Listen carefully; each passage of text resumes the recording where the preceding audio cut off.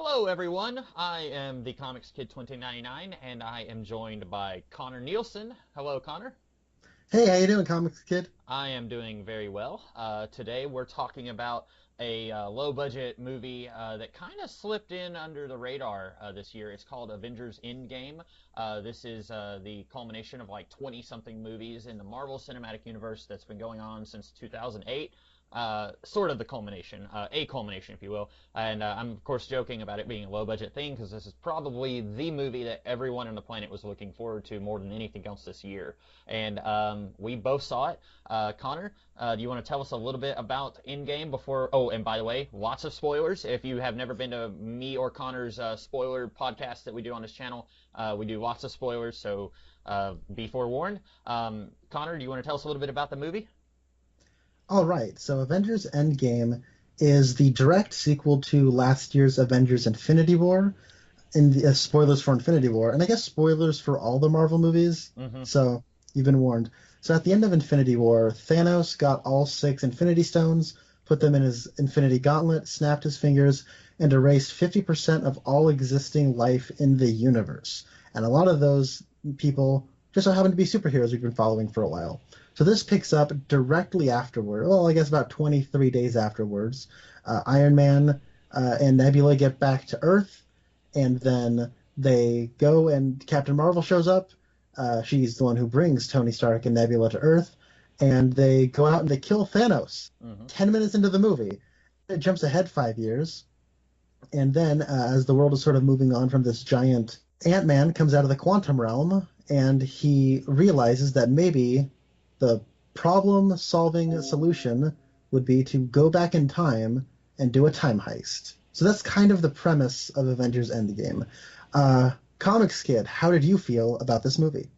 I enjoyed it. I really liked it, but I don't know where to even begin in talking about this movie. There's a lot to unpack here. And I think, did you watch any of the other Avengers related movies before jumping into this one? Yeah, the day before I went to go see this, I rewatched Infinity War. That was probably a really good idea. I intended to watch, well, Avengers: Age of Ultron, and I consider Civil War to be kind of an unofficial Avengers movie. I was gonna watch all of those and Infinity War, and I just didn't do it. I just kind of got carried away doing other things, and then it was like, oh, I'm gonna go see the movie tomorrow, and I haven't watched any of those, so I just didn't do it. I really should have rewatched Infinity War, not because of like anything I forgot.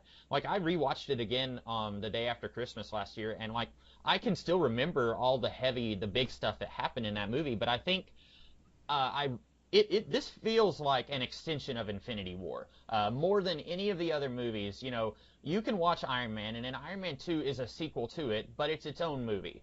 You know, or like Winter Soldier is its own movie that picks up with plot points from the previous Captain America movie, but you don't. It's not like this one giant 6-hour movie that's been split in half.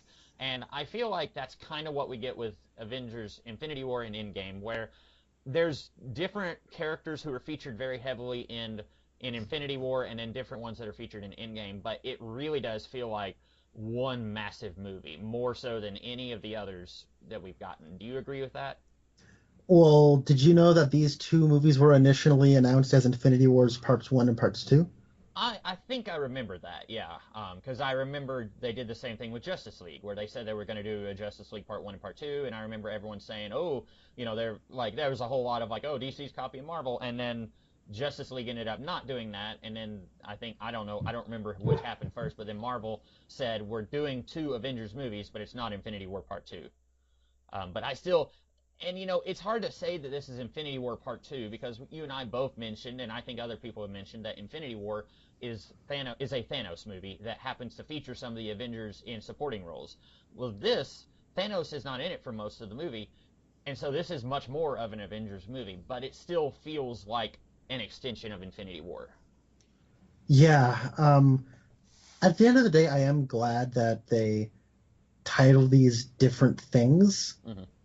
uh, because they did shoot these two movies together. It's like they did with these movies that they did with Pirates of the Caribbean 2 and 3, and the Lord of the Rings movies and a number of other productions where they just shot them back to back so they could release them a year apart from one another.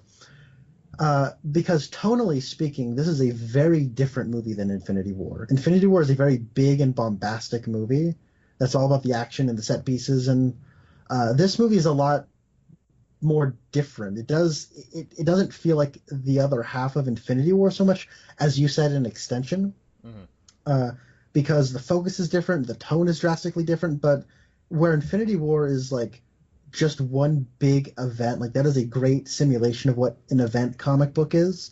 It even comes complete with like mini series almost. Like you can almost like cut that movie out like 6 issues and then have like a 2-part tie-in called Thor, the Space Forge or something. And so like when Thor shows up in Wakanda with Groot and Rocket Raccoon, you can see there's a double-sized like double-page spread with a little editor's note in the corner that says, "Where did Thor come from? Go read Thor, the Space Forge, parts 1 and 2. Find out." So, but this movie does have more of a definite 3-act structure. It's 3 hours long, so you can just describe the 3 acts as hour 1, hour 2, and hour 3. And each 3 of the hours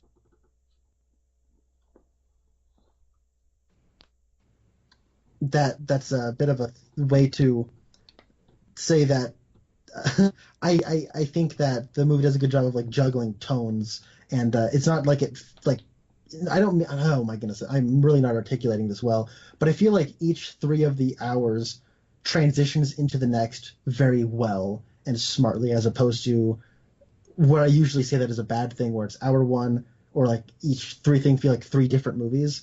It's not like a bad thing. It's actually a good thing. So. And so I take it you like this movie also. I didn't ask you that earlier. I really like this. So I've seen this movie twice now. I watched it on opening night with, I think, 10 of my friends. So there was 11 of us in a party together. And it was awesome. Everyone was losing their minds. I think my butt actually left the seat at one point. Like I stood up and like punched the air and started clapping, which I've never done in a movie before. And it was weird. It was like instinctive. Like I didn't plan to do it. I just jumped up.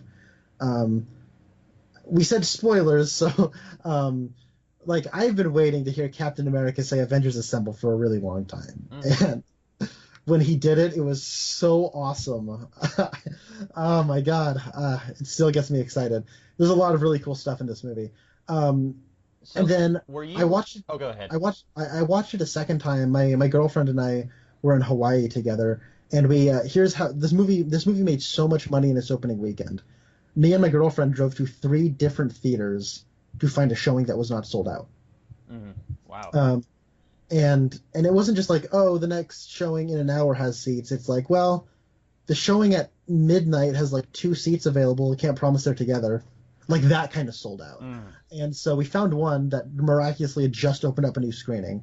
And so we were able to go into that one. But I watched it again, and it's weird because I was watching it with a less enthusiastic crowd, which I think was good so I could focus more on the movie. And I liked the first act more the second time than I did the first time, but I'll get into that later. But like all the surprises now being out of the bag, I could maybe be less like pumped by the ending and being like, because when I walked out the first time, I was like, oh, that's a 9 out of 10. And now walking out the second time, I'm more like, okay, that's an 8 out of 10. You see what I'm saying? So I still really, really like the movie. It's great. A really good epic movie, the likes of which we haven't seen for a very, very long time. So yeah, I am definitely recommending this movie. Yeah. I want to go ahead and say, while I really enjoyed the movie, I feel like there's going to be a lot of me complaining about stuff here because there are some things that I think don't work. And I'll go ahead and say, this kind of reminds me, not really anything plot-wise, but this reminds me of when The Dark Knight Rises came out, and people would complain about stuff with that movie, and they would say, well, how in the world does Bane walk into the bank and then he comes out with a motorcycle? Like, where did the motorcycle come from? You know, people will complain about something like that, and my response was, who cares? Like, that's a silly plot point, but, you know, yes, it's technically a flaw, but who really cares? Or like, you know, people will say, how did Batman make it from the Middle East back to Gotham City? And my response is, he's Batman. He's been shown to do impossible things. So, like, you'll have people who complain about plot stuff like that, and then you'll have people who will complain about like legitimate problems, like a huge character problem or something that's a plot flaw, but it's a gigantic plot flaw. It's not a minor. Like Batman deciding that he likes Superman because he realizes he has a family Yeah. moments after he acknowledges that he has a family and he's going to murder him anyway. Exactly. So like that's a huge problem. And so I feel like I've got both kinds of those complaints with this movie, and I'm gonna try and like anytime I go into something where I'm gonna be kind of naysaying it a little bit, I want to try and like categorize it just for my own peace of mind, so I can decide at the end of this podcast, like this really was a good movie, or if I'm gonna come away saying, it had more problems than I thought. Like, not to compare this to the Hellboy movie that we watched a couple weeks ago, but like coming out of that movie, I knew I didn't like it, but I didn't know how much I hated it until I talked to you. And so, like, I'm hoping that I'll have a reaction to this where it's like, I enjoyed this movie, but after we're done talking, I realized that I really enjoyed it a lot more than I thought. Okay. I feel like I know what most of your complaints might be around. It doesn't relate to like the logic around the time travel. One or two of them actually do. Okay, because I do have issues specifically about like how do we want to tackle this? Because I have my notes like kind of categorized around character and less around. Well, I have a couple sets of notes. One is about like each of the acts where it's like dark opening about getting over a huge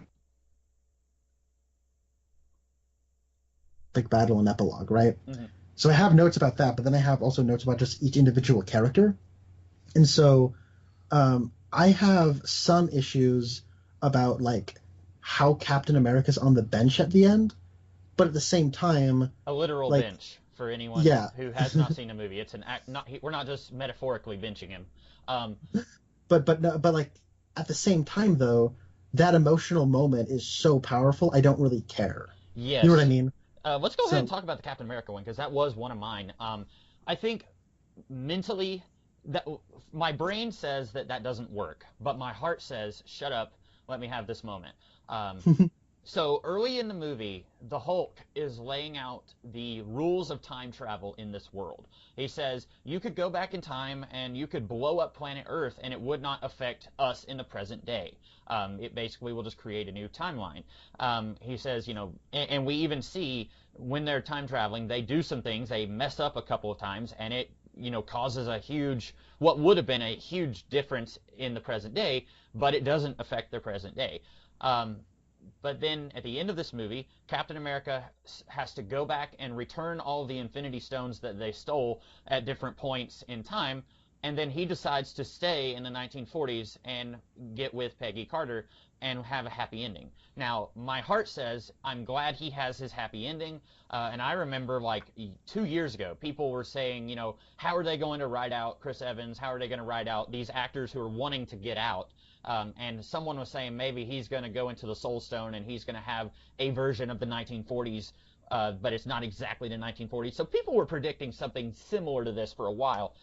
And so I'm glad that he gets his happy ending, but at the same time, this is contradicting what the Hulk said in this movie, I feel like, where he has gone back in time and he chooses to stay, and then that would have an impact on this timeline. And it doesn't create an alternate timeline. Steve just gets old. And like I'm thinking about in the Winter Soldier movie when we get to see a video of Peggy Carter talking about what a sacrifice Steve Rogers made, and I'm thinking, well, if he went back in time and stayed with her, I don't know if she would have made that video, or if he's just hiding in her closet when these reporters came to talk to her. Like, there's a lot there that mentally my mind says it's a problem, and it is, but also emotionally I'm okay with it. Yeah, you pretty much voiced exactly what I was thinking. So yeah, is there anything else? Because I feel the same way. Like, I really enjoyed this movie, but it's very easy to like go down like a rabbit hole of like questions, maybe some complaints or gripes, and start questioning things. Mm-hmm. Because I think that at the end of the day, the spectacle really, really works. And it's got a lot of really amazing moments. And as a lot of like really great callbacks and payoffs to other movies. but in its own like isolated piece, it is kind of like there are little details that do kind of start to slip, and you do want to like keep track of those and make sure that because part of you wonders, am I is is this an issue I have, or did they talk about and I got everything right? Hmm. So um, I guess I feel like I want to bring up this character because I feel like we're going to forget him Yeah. the more we talk about this movie, and it's Hawkeye. Okay. Um, I really like what we do with Hawkeye at the beginning, but I feel like the movie lets him off the hook.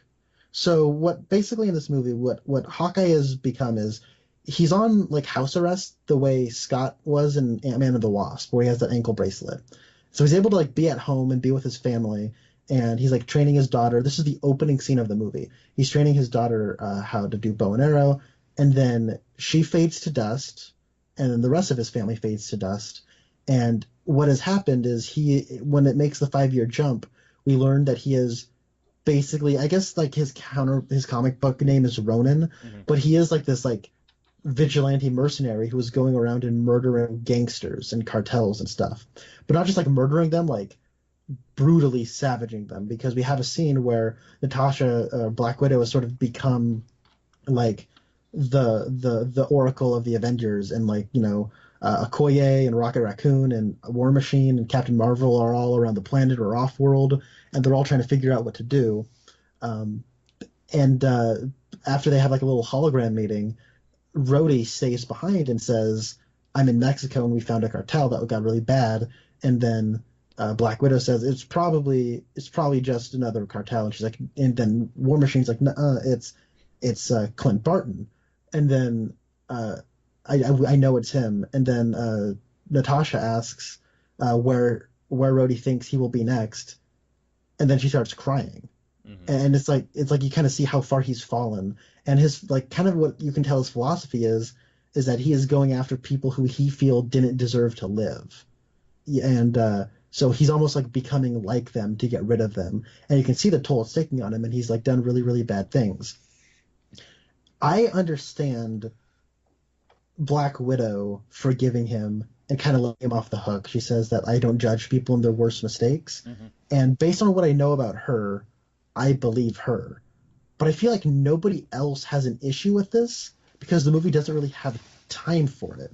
Yeah. And and in the end it almost feels like the movie's just kind of letting him off the hook, and it's like a really compelling conflict that the movie, like, it opens up on Hawkeye. Like the movie starts with Hawkeye, and then we kind of have a lot more. We have much too much else to do to really develop that conflict, and I think a lot of the interesting like moral conundrum that's at the heart of it.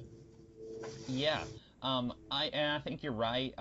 They don't have time to address that. And if they did, someone would probably say, "We need every man that we can get right now, even if it's somebody who has like brutally murdered unarmed, like yeah, evil men." But maybe we don't know. Like maybe they all were armed. I don't know. But I just get this feeling that like he was going into a warehouse where a bunch of mobsters were playing cards and just like shot them all, point blank or whatever. But um, I feel like this is either A, going to be followed up on in another movie, in which case, like 3 years from now, we'll say, hey, this is a really cool way to use Hawkeye's, like, he still feels bad about what he did in Endgame. And, maybe this could be what, we've been talking about how it'd be really awesome. I feel like since, like 2 years, what you and I have been talking about, wouldn't it be cool if they did a Thunderbolts movie? Or I've been mentioning that to people. And then, like, what if Hawkeye was, like, leading this team of, like, villains who are looking for redemption or something like that, and maybe he could be looking for redemption because of what he did. Like that would be a good way to follow up on this. Or they're never going to follow up on it, and they're just going to kind of sweep it under the rug and say, well, he got his family back, so everything's okay. And that would not be good. I would prefer that they do something with this, but I don't know what Jeremy Renner's contract looks like. I don't know if he's ever going to show up in an Avengers movie. I don't know if this movie basically says we can now ignore the Sokovia Accords and all of the Avengers get to live happily ever after and do superhero things, or if do the ones who didn't sign the accords, do they still have to hide? That's something that I don't expect this movie to answer those questions because it's got a lot more important things to do than deal with Thunderbolt Ross's requests or whatever. But it's something that I guess time will tell what they're going to do with that if they do something. Yeah, I don't know. I'm just thinking like we set that scene up. We set up like what Hawkeye's status quo is with Black Widow talking to War Machine. And when they go into the quantum realm, it's Black Widow, War Machine, Hawkeye, and Nebula. Mm-hmm. And I don't know, I feel like you could have a scene where they're like in transit to 2014 where they're going to like stop Chris Pratt from getting the orb. And you could have War Machine talking about like, hey, I don't approve of what you've done. Mm-hmm. And like just have like a quick thing. And if we are going to eventually build on that, you can do something there. Yeah. And maybe you could have like Nebula say, hey, I've done horrible things too. And look how far I've come. You know what I mean? Yeah. And then later in the movie, War Machine and Nebula have that really nice moment where War Machine says, "Hey, like he's lost his legs in Civil War," and he says, "Like we do what we can with what we got." Mm-hmm. And that's like a nice little that could be like a nice little payoff, and that's a nice little moment in and of itself. So I'm just thinking like you can just like add a quick scene like while they're landing or something. And I know it's already 3 hours as it is, but like I said, it's just like it's a character we open up on, and it is a very compelling moral dilemma that arises. And I feel like I wish we got more out of it, but that's a kind of relatively small thing compared to everything else. Especially since he didn't get any screen time at all in Infinity War. And Right. This movie does a really good job. All the people that we focused a lot on in Infinity War are barely in this movie. Star-Lord and Gamora get quite a bit of screen time in Infinity War. They're in this movie, but they each have like 2 lines of dialogue. You have, Peter Parker gets a crap ton of screen time in Infinity War.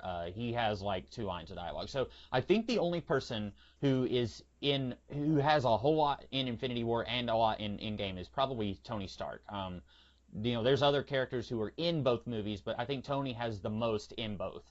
And I think that's good because, this way, if you choose to watch both of them as a long 6-hour movie, then you can get equal parts, you can get equal screen time for Doctor Strange and then Thor. And then, if you didn't like that Captain America didn't get a whole lot to do in Infinity War, like me, then he gets quite a bit more to do in this movie. So I like that. And you're right. It would have been nice if we could have gotten a little bit more with Hawkeye here. Mm-hmm. Yeah, you are right. I guess I didn't realize that. Like Doctor Strange and Spider-Man and Star-Lord and Drax and Gamora, and they all have a lot to do. Even like Thanos, like you call it like the Thanos movie. Like his role is significantly downplayed in this movie until you get to like the last hour. Mm-hmm. Okay, let's go to the first act. I guess we're jumping around. It's hard not to do that with this movie. Like it's impossible to just go in any kind of linear way with this movie. So let's talk about Ant-Man. Boy, oh my, does that first act benefit from Ant-Man's comic relief. I think I like the first Ant-Man movie, and I don't care for Ant-Man and the Wasp. I really like Ant-Man in Civil War and here. I think he works really well off of the larger-than-life superheroes, and Paul Rudd is a really good casting as just he's really good at playing a schlub, Mm-hmm. as just like a funny guy who just happens to like be able to shrink. And so it's his everyman sort of approach to the situation, I thought worked like gangbusters in terms of like, because that first hour is so like, a lot of people have been complaining that it's slow. I know, but I don't think it's necessarily that it's slow. I think that it's just dour. Like it is dour. Everyone, yeah. It's very dour and downbeat. And I think that it needs to be, definitely, mm-hmm. especially after Infinity War. But I do think the comic relief by Ant-Man is exactly what it needed. Yeah. And even, he does provide comic relief, but he also gets some good dramatic moments. That scene where he goes to the memorial stones, that I really felt for him there. Like, I remember about a month or 2 ago, they were releasing these posters, Avenge the Fallen, and it was like, here's all the characters who got dusted. And most of them we knew. But then some of them, like, people were saying Shuri. Well, we didn't know that Shuri got dusted. So, like, people were saying, here is everyone who did get dusted, here's everyone who did not. And I don't remember if they had revealed that Cassie Lang was one of the fallen. So, like, that was a tense moment for me. Even though that's within the first 45 minutes of the movie, you're still on the edge of your seat, like, oh boy, is he going to find out that his daughter's dead? And, like, it's still traumatic. Nobody wants to find out that they skipped over 5 years of their daughter's life. But, Hmm. it's good to get to see him have a little bit of a win right there.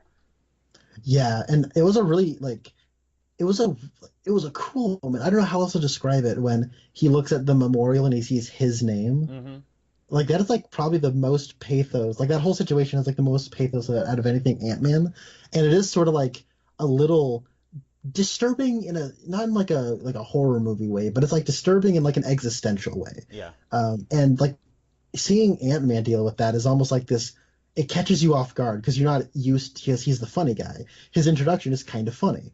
Um, you know, Ken Jeong from Community has a little cameo Yep. as a security guard, and he's like has to get all his stuff in like a little Red Ryder wagon, and he starts wandering around like effectively the post-apocalypse, and there's like that kind of eerie moment where he asks the kid what happened, and the kid just kind of stares at him Mm-hmm. like he's from a Stephen King movie, and then he just starts driving off, and you're just like, oh, what's going on? And then that's when like the existential dread starts to set in, and I thought that was all really good. And then once he does have that payoff with his daughter, it's like a really nice little Ant-Man short film, and then he's back to being more jokey, and that's good. You know what I mean? Because he has what he needs to be himself. Because it'd be weird if his daughter did get dusted, or he was unsure whether or not she got dusted, and he was still being wacky Ant-Man. Mm-hmm. So I thought all of the stuff handled with him was very well, and his role does diminish as the movie goes on, but I never noticed it diminishing. I think he was used the exact right amount he should have been. Also, the part where he asks Tony to flick him is one of the funniest parts of the movie. Also, no pun intended, diminish. Get it? Because he's changed his size. That's good. And I guess also from a storytelling point of view, like this movie does a pretty good job of holding your hand, and not in a bad way. But when you have a movie that jumps forward 5 years, and not like Ghostbusters 2, where in between movies it's 5 years, but in the middle of them, I mean, like you get some scenes, and then 5 years later, like you need a character who is going to come in and say, I don't know what's going on. The X-Men comics have this like every other decade where like Kitty Pryde or Jubilee or Jean Grey comes in, and then the other X-Men will explain like, okay, welcome to Xavier's, here's what's going on.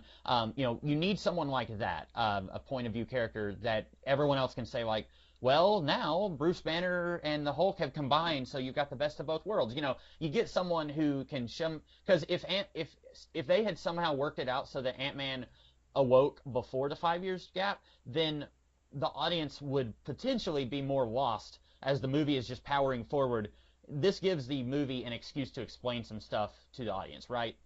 You are absolutely right. He makes for a very good POV character, which is why I think Paul Rudd is good casting. He's a really good everyman. But then at the same time, it does, like, he's also the catalyst that gets the movie going, because the reason it's 5 years is because, well, he comes out of the quantum realm after 5 years, and it's just like a coincidence that a rat just so happens to be like stepping on the computer. Mm-hmm. And if that happened right after, like 1 week later after they kill Thanos, then it's kind of contrived, Yeah. and there's not a new status quo. But like after 5 years, okay, I'm fine with a rat stepping on some buttons and then him coming out of the quantum realm. It's a lot less contrived because we have now had a whole lot of people have to adapt to a new status. Mm-hmm.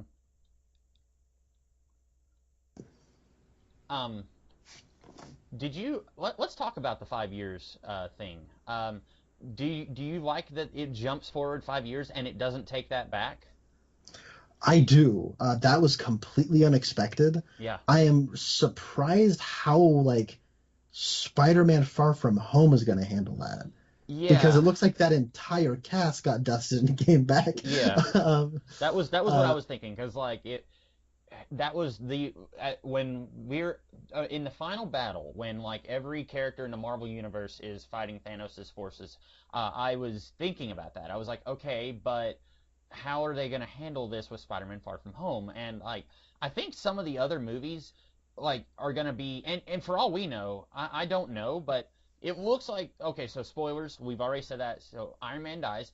So we already know. It seems like Far From Home is going to be handling Tony's death because Nick Fury comes and introduces himself to Spider-Man, and I feel like Nick Fury wouldn't be talking to him if Tony was still alive. Like, Nick is coming in to say, like, hey, you need to kind of do some stuff, and Tony's not here to tell you what to do, so I'm going to tell you what to do.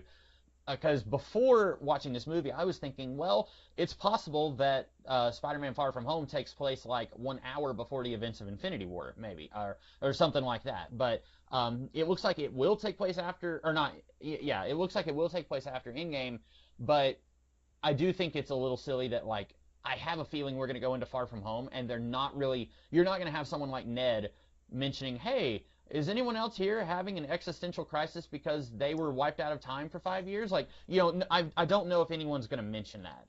And it, like you said, it looks like it was Peter's entire graduating class. I think it'd be kind of cool if they could have somehow found a way to, I don't know, it's just, it doesn't, I guess it's a no-win situation where, like, this Spider-Man being part of this shared universe, if you're going to raise the stakes like that, then it's going to affect the other movies, and maybe not always in a good way. Yeah, and speaking of which, Ant-Man's daughter was like 8, Mm-hmm. and now she looks like she's 19.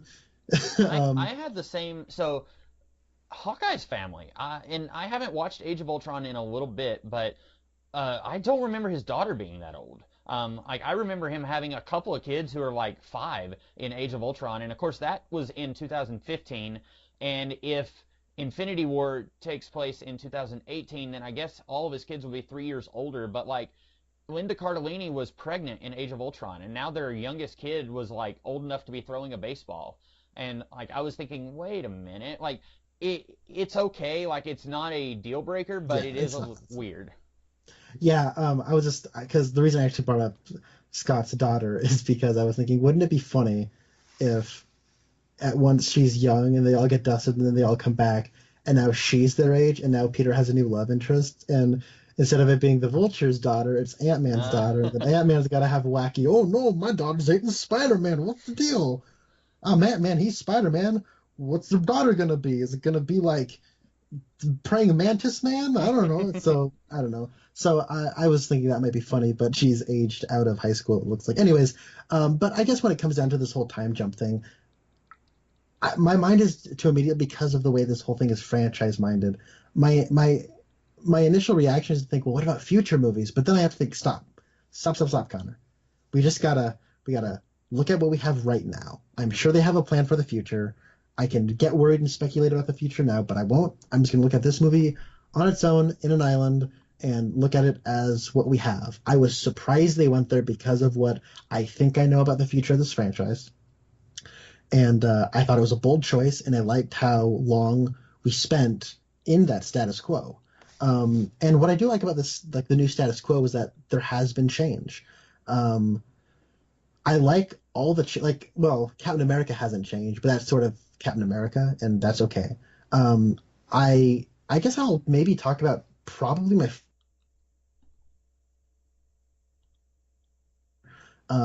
where Ant-Man is a bit of like the POV character. Hulk is kind of the guy who brings everyone together. And that's kind of cool because in the past he's just been the big rage monster that they kind of just have to aim, and then no one really wants to deal with the Hulk, and now he's the guy who's sort of bringing them together. Mm-hmm. That's really kind of a neat character thing. And I know there have been a lot of people who have like looked at Mark Ruffalo's performance in Thor Ragnarok and Infinity War, and they think, like, what happened to him? He's just acting so goobery and weird. And then you've had other people say, well, he was the Hulk for 2 years. Like, he transformed into the Hulk at the end of Age of Ultron, and then he became Banner for the first time since Age of Ultron in the middle of Thor Ragnarok. Mm-hmm. So people have just speculated that his brain got fried from being the Hulk for too long. And I kind of understand that, but then seeing him here where he is sort of become more zen, that does kind of reaffirm, I think, what the Defenders were saying about his portrayal. But I really like him here a lot. Like, it's seeing him wearing clothes and talking, and it was funny, and people were kind of giggling and laughing. But I think Mark Ruffalo's performance is really good here, and his character is humorous, but he's never the butt of the joke like another character who I didn't care for their 5 year later thing. So, what Uh, did you feel about the Hulk? would that character's name rhyme with s'more? Yeah, Um, it would. we can get to that in a minute. But yeah, I like the Hulk. I thought that was a really good way to introduce the Professor Hulk. I think a lot of people have been speculating that this was going to happen, but I don't think anyone knew exactly how. Because this is a thing that happened in the Peter David comics back in the 90s for a little bit, and I liked it. I am curious if we're ever going to get non Hulk Banner again, because my favorite aspect of the Hulk is the duality. One of my least favorite moments in the entire MCU was in the 2012 Avengers movie when Banner said, "That's my secret, Captain. I'm always angry." It's a great action movie line, like, "Oh yeah, that's awesome," but it, in my opinion, completely ruined the Hulk because, well, like earlier in that movie, Banner hulks out and tries to murder Natasha, and so it's a little problematic when you can say that he's always in control of when he can hulk out. But also, I think what works about him is that he's a ticking time bomb, and so he's in these stressful situations, but he has to try and keep control, and if he doesn't, then it's anyone's guess. He might attack Captain America, or he might attack Loki, or whatever. That's, to me, what's interesting about the character and his status quo. And of course, that's not the only Hulk status quo, because every time there's a new Hulk creative team, there's a brand new status quo. Like, the last 5 to 10 years of Hulk comics have been nothing but, let's change it 2 years after it was just changed. So I like this for now, but I also like the Raging Monster version of Hulk, and I would like to see that again. So I don't know if we're going to, but I guess, like you said, right now I just need to enjoy what we've got while we have it. But yeah, I really like the way it was introduced, where they're like, "Oh, we need to get someone smarter and smarter than him," and then it cuts to Hulk, like, eating food in a restaurant. Like, I thought that was cute. That was kind of funny. I agree, and the part where like the people want to get a picture with him, then Ant-Man's like, "Hey, want to get a picture with me?" And then like he's trying to be the nice guy. Like, "Oh, come on, he wants a picture with." Then Ant-Man's like, "Take the gosh darn phone." Yeah, that was great. Um, And then yeah, Hulk dabs, which yeah, was and actually even really he really says it. funny. He says dab, and like I normally don't like what is that from Fortnite? I don't even know. I don't know, like it's Probably some not. meme culture. Yeah, Right? I'm an old man and a young. I'm like Captain America. I that kind of thing. I'm just like, but that was funny the way they did that. It I was agree. I'm the same way as you. I find like weird internet meme stuff annoying, and I thought that was really funny. I've just been saying Hulk dab to people for the last few days, and I think it's funny. um. So let's talk about a character whose name rhymes with s'more. Um. Yeah, I agree. I'm gonna go ahead and say that what you're probably also. Well, no. Why don't you go ahead and tell me your thoughts on Thor? Okay, so on the one hand, respect the bold decision. Um, you made him fat the whole time. Hmm. Good on you. I like the idea behind it, about like survivor's guilt. Yeah, I'm with you. I cannot directed Infinity War. It does not feel like the same. It does not feel like the same creative team is responsible for Thor and Endgame as they are in Infinity War. Um, I, I, it's because it's weird. Like I feel like he would have been at this place if he killed Thanos in time or not. Because he just seems upset that like his people are dead. Well, his people died at the beginning of Infinity War, Hmm. so it's like it just seemed like Infinity seemed like that was just like it didn't mean anything, and it never would have even if he did kill Thanos in time. And so I feel really conflicted about that. And so I remember watching Infinity War and realizing, oh yeah, I guess Thor, like the other Guardians of the Galaxy, is he's a loser. He's as in he's lost stuff, right? They have that funny bit where he's talking about how his father died, but moments before, and then he had to kill them, and then his brothers. You know what I mean? They're kind of explaining that, and you think, wow, and he's with the Guardians of the Galaxy, and you think, oh, he's a Guardian of he could be with the Guardians. And I remember thinking at the end of Infinity War, wouldn't it be so cool if Thor joined the Guardians of the Galaxy for the third Guardians movie? And then now I don't really want that. um, did you get that? Yeah, yeah, you were cutting in and out a little bit, but I got yeah most of it. Yeah, I was saying, yeah, by the end of this movie, I don't want that. Yeah. So Um, yeah, I'm torn because on the one hand, like not only does Thor feel guilty because like they didn't get to Thanos in time before he snapped and he he Thanos destroys the stones, and so Thor is taking on the responsibility of that, even though it's everyone to blame, like all the Avengers are partly to blame for not getting there in time even though they all tried their best. So he feels bad about that, and like you said, he also like everyone that he knows is dead. Like his dad is dead, his mom is dead, his sister that he found out about like 3 minutes ago is dead. His brother is dead. Like his all of his best friends are dead, and so he is in a low place. And I get that. The problem is they treat him like a joke. They don't treat it like this is a guy who has hit the very bottom of the barrel and doesn't think that he can ever get out. Like seconds after we see Thor in after the 5 year jump, it's like, oh look, he has a fat beer belly, ha ha ha, and then like they're making jokes about it, and I think there's a way that you could have done this. You know what it reminded me of, and I know you and I had different thoughts about this movie, but it kind of reminded me of The Last Jedi, where Luke Skywalker is a guy who he trained this Force sensitive student who then went on a rampage and became a serial killer across the galaxy, and Luke is partly or mostly responsible for that because he tried to assassinate the kid. And then when we see Luke at the beginning of The Last Jedi, it's like a comedy scene where he like tosses the lightsaber, wah wah, and like it kind of reminds me of that, where it's like this is supposed to be a serious moment for this character, and we're supposed to feel bad for them, and very rarely do we get that effect. Like there's one part where Thor says, it's after they've gotten all the stones, and he says, I'll put on the gauntlet and I'll do it. It has to be me.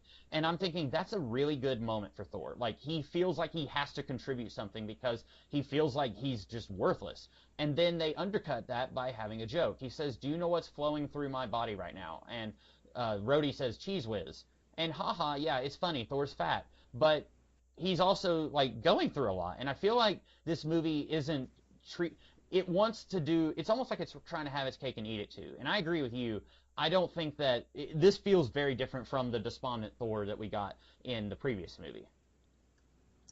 yeah, I agree. Because um, like I think having the opening bit where he he's I'm sorry, there are dogs barking. oh, that's fine. Bit with Thor, and I think it's good to get the laughs out then. But I do feel that like when they do say Thanos' name and he like has this moment where things get serious, like I feel like that's a like I get what they're going for, and I do think it works. But then like you said, the bit where like Rhodey like has to make a joke about Cheese Whiz, it's like it does undercut, and I feel like it the interpretation, I get what they're going for, but like you said, they make him the butt of the joke. Mm-hmm. It's not like what we talked about with Hulk, where there's a humorous take on him. Like just we're so used to seeing the Hulk like with just like shredded pants on and just roaring and always beating stuff up, and now it's like he's all zen and chill and wearing shirts and stuff, and it's just kind of funny because it's so unexpected. Mm-hmm.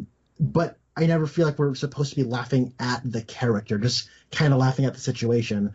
I feel like we kind of started that here, but then eventually just becomes laugh at him because it's Chris Hemsworth in a fat suit. Mm-hmm. And so, and then like, and I really don't like how when he does finally get a talk with his mother again, like she just kind of tells him what he's supposed to feel, and he goes, okay, and then he just kind of gets over it, and I'm like, huh, what? Like that's like my least favorite kind of character writing, where it's someone else has to tell them like another character how they're supposed to be, and then they just are that way without really any experience. And then maybe the experience of like talking with your mom is enough, and maybe it is, but it does feel like another character tells another character how to feel, and then they do. Mm-hmm. And then he says like, I'm still worthy, when he finally gets Mjolnir back, and it's like that should really mean something to me, but I'm thinking, but is he though? Like, is he really worthy? Yeah. And so Well, because I guess he was never and this is again like we talked about this when Thor Ragnarok came out. I thought that the reveal that like apparently your worthiness doesn't factor into it because Hela was able to lift Mjolnir no problem, and that's still kind of a big hiccup in the MCU where in this movie we're referencing worthiness where Steve Rogers picks up Mjolnir and that is a huge moment. Like that is like top 3 MCU moments for me, but it's kind of it's kind of undercut by the fact that in Thor Ragnarok, like you have someone who's clearly not worthy of lifting the hammer, or at least stopping it in midair. And then I don't think at any point Thor stopped being worthy. I think he just, I mean, he was, hanging out playing video games and threatening to tear a kid's arm off and shove it up his butt. But that wasn't that was just kind of, I guess, I don't know. It's trash talking over. Right. But well, and that was to me, I didn't have a problem with that scene, but I don't know if at any point because you know how a few years ago we had in Jason Aaron's comics, the Thor comics, where Thor was unworthy, and then Jane Foster was wielding the hammer, and it was kind of a big deal, like, ooh, what's he done that he's unworthy? I don't think we ever really had a moment like that in the movies. I think he just because he was still using the hammer, and then he had to get a new weapon because the hammer was broken, but it had nothing to do with him being unworthy, right? Right. But and I'll go ahead and take this moment to complain about one of my like very nitpicky, like this is a brain problem, but not necessarily a big character problem. But I really hated any time, and this kind of goes back to the whole rules of time travel thing of this movie, where like Thor takes Mjolnir from circa Thor: The Dark World, and then they go back to the year 2024, and then or 2023, and then I guess that timeline doesn't have Mjolnir anymore, and that bothered me. And I know that Hulk said like, oh, you can do whatever you want in the past and it won't affect us, but then the Ancient One says that you're creating alternate timelines, and so I don't like that they're just so frivolous with their time travel. Well, at the end, Captain America does take Mjolnir back. Oh, okay. See, it's my brother pointed this out. It's Captain America, a case with the Infinity Stones, and Mjolnir, and all 3 of them are not going to be back. Gotcha. Okay. I did not notice Mjolnir. I did know about the Infinity Stones. But that's good. Okay, that takes care of that problem I had. So, did you? I want to talk about my biggest problem, and it's actually a problem with Infinity War, and I don't know if this is ever something that's answered. In Infinity War, you have Doctor Strange, most of the Guardians of the Galaxy, Tony Stark, and Spider-Man are on some world. And then they're fighting Thanos, and then Doctor Strange decides to give Thanos the time gem. And then Thanos, he snaps his fingers later, and Doctor Strange says, this was the only way. I had to do this. Can you tell me why Doctor Strange gave Thanos the time gem? Because I'm at a loss there. I still don't because in the vision, like he went and looked at all of the outcomes, and he saw like 14,501,000 or something outcomes, and in only one of them do they win. And I think in that vision, Tony Stark needs to be alive, and he just saw Tony get stabbed to the heart, and he's about to get killed by Thanos, and so he's like, no, I need to like give up the time stone so that he can win, because at the end of this movie, Thanos is about to win, and then Tony looks over to Doctor Strange and he holds up his one finger saying, this is the one time. And so that's when Tony goes over to like get it away from him. And yeah. Okay. So like that's what I took from it. Like I needed to sacrifice the time stone because like certain people need to be there for the ending. And if that person dies, I guarantees that ending does not happen. My problem with that is if Doctor Strange had decided not to give him the time stone, Thanos wouldn't have won anyway. Like, Iron Man would have died, but Thanos would not have killed the Vision. Like, because it was only with the time stone that he was able to go back in time and take the stone off of Vision's head. And, like, it seems to me, I really should have rewatched Infinity War before watching it, but, like, it seems like more people are dead now because because Doctor Strange gave the time stone to Thanos. And like it seems to me that the only person who would have died if he said no, I'm keeping the time stone would have been Tony, and it would have been in Infinity War. Because with the time stone, Thanos was able to do more damage, right? Yeah, I don't know. I'm willing to believe that if he did kill Tony on Titan, like he would have eventually gotten the time stone from Doctor Strange. Like it was only a matter of time. Hmm. Pardon the pun. But like there were enough eventualities that would lead to no matter what happens, he just wins. But there needs to be this one outcome, and it might be a little bit convenient or contrived. But if I'm able to believe it. If you find that hard to believe, I understand. But I'm able to buy it myself. And I guess we'll never know, but it just seems to me like Thanos' victory in Infinity War hinged on him having the Time Stone. And without, Yeah. like we could say, yeah, he would have done some more damage if he didn't have it, but like in this movie, the Ancient One from 2012 asks Hulk, why did Doctor Strange do that? And Hulk says, I don't know. And I wanted to say, I don't either, and I wish someone would tell me. Because, like, it seems like it almost feels like they wrote themselves into a corner here where, like, Doctor Strange says, this is the only way we can defeat him, and then it's like, ooh, that's cool. What's gonna happen in Endgame? And then Doctor Strange is barely in Endgame, and so it doesn't quite add up to me. But I guess you could make the argument that Thanos would have done something to have gotten the Time Stone, maybe. Um, I still find it a little bit hard to swallow, though. I can understand that. I'm fine with it myself, though. Well, let's. I had something else. I know. There's so much to talk about here. Oh my word. So very quickly, I don't know if I had told you this, but very shortly before watching Infinity War, I watched The Dark World with my little brother, Hmm. and it was his first time. And I told him, "Hey, look, this is kind of a guilty pleasure for me, but most people really don't like this movie. But here we go." And from the beginning, my little brother thought it was just the dumbest thing. Like at the clear beginning, when it was like, in the beginning, there was darkness, and with it, dark elves. My little brother just started giggling to himself. Like, is this for real? Like, like, yeah. But it was funny in this movie when they're like, when the different people are giving the lowdown on like what the different Infinity Stones do. Thor has to explain what the Reality Stone is, and he goes, "Once I was fighting some dark elves." Woo! And my little brother looked at me and was like, "Yeah," and that was really funny. And I actually like the bit where they are like they have a bunch of people trying to figure out the plan, and so Yeah. you have like the three of them, and I like how Black Widow has that moment where she's like, "Wait, hold on. Hmm. If we pick the right time, there are three Infinity Stones in New York." Like that is a really funny moment. And what I liked about that scene, they're all just like they've been at this for hours, and like Hulk and Iron Man are both like they're all laying down on the table and on the floor, and I think uh, Hulk and Iron Man are arguing about which street Doctor Strange lives on, yes, yes. which was really funny. And then by the way, Black Widow, I think her hair has never looked better than in the 5 year later portion. Oh I thought that yeah. was super cute. Oh my goodness. Look. How do I gotta voice this. So Scarlett Johansson, she's been my celebrity crush for some time. Or I think ever since like Prestige or something. Maybe it was Iron Man 2. I forget. Either way, it's like so I had like the biggest crush on her specifically when I was in high school.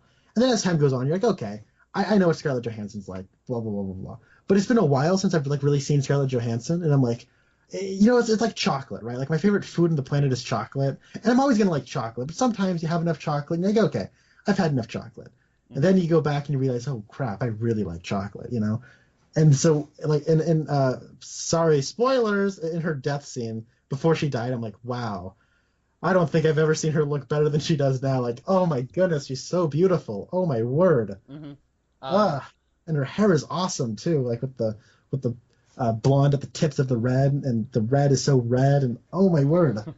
Ah, so I was not a huge fan of her blonde hair in Infinity War. I thought it. yeah, me neither. It's weird because like she's blonde in real life, and she looks good blonde, but it's like a Mhm. weird blonde, and I don't know. Maybe it's the haircut. It Maybe it's the looked, it eyebrows. looked, yes, it looked like they shaved her eyebrows. And I don't know why it looks like that way. I don't, it's hard for me, but every time I saw a picture of her in Infinity War, I was like, what happened to her eyebrows? Because in real life, she doesn't look like that. But then here in the 5 years later, I was like, oh, I hope this doesn't awaken anything in me. This is, uh, but yeah, I thought that looked real good. And I didn't really like it when she had her hair down. Like when she was at the like Oracle scene, like having her Star Wars Revenge of the Sith meeting with everybody, where it's like, oh, what about the Wookiees? What about the droid attack on the Yeah, Wookiees? yeah. Whenever she was having that meeting, I was like, I don't know. But then when she got it in the braid, I was like, yep, I see what you guys are doing, and I'm all on board.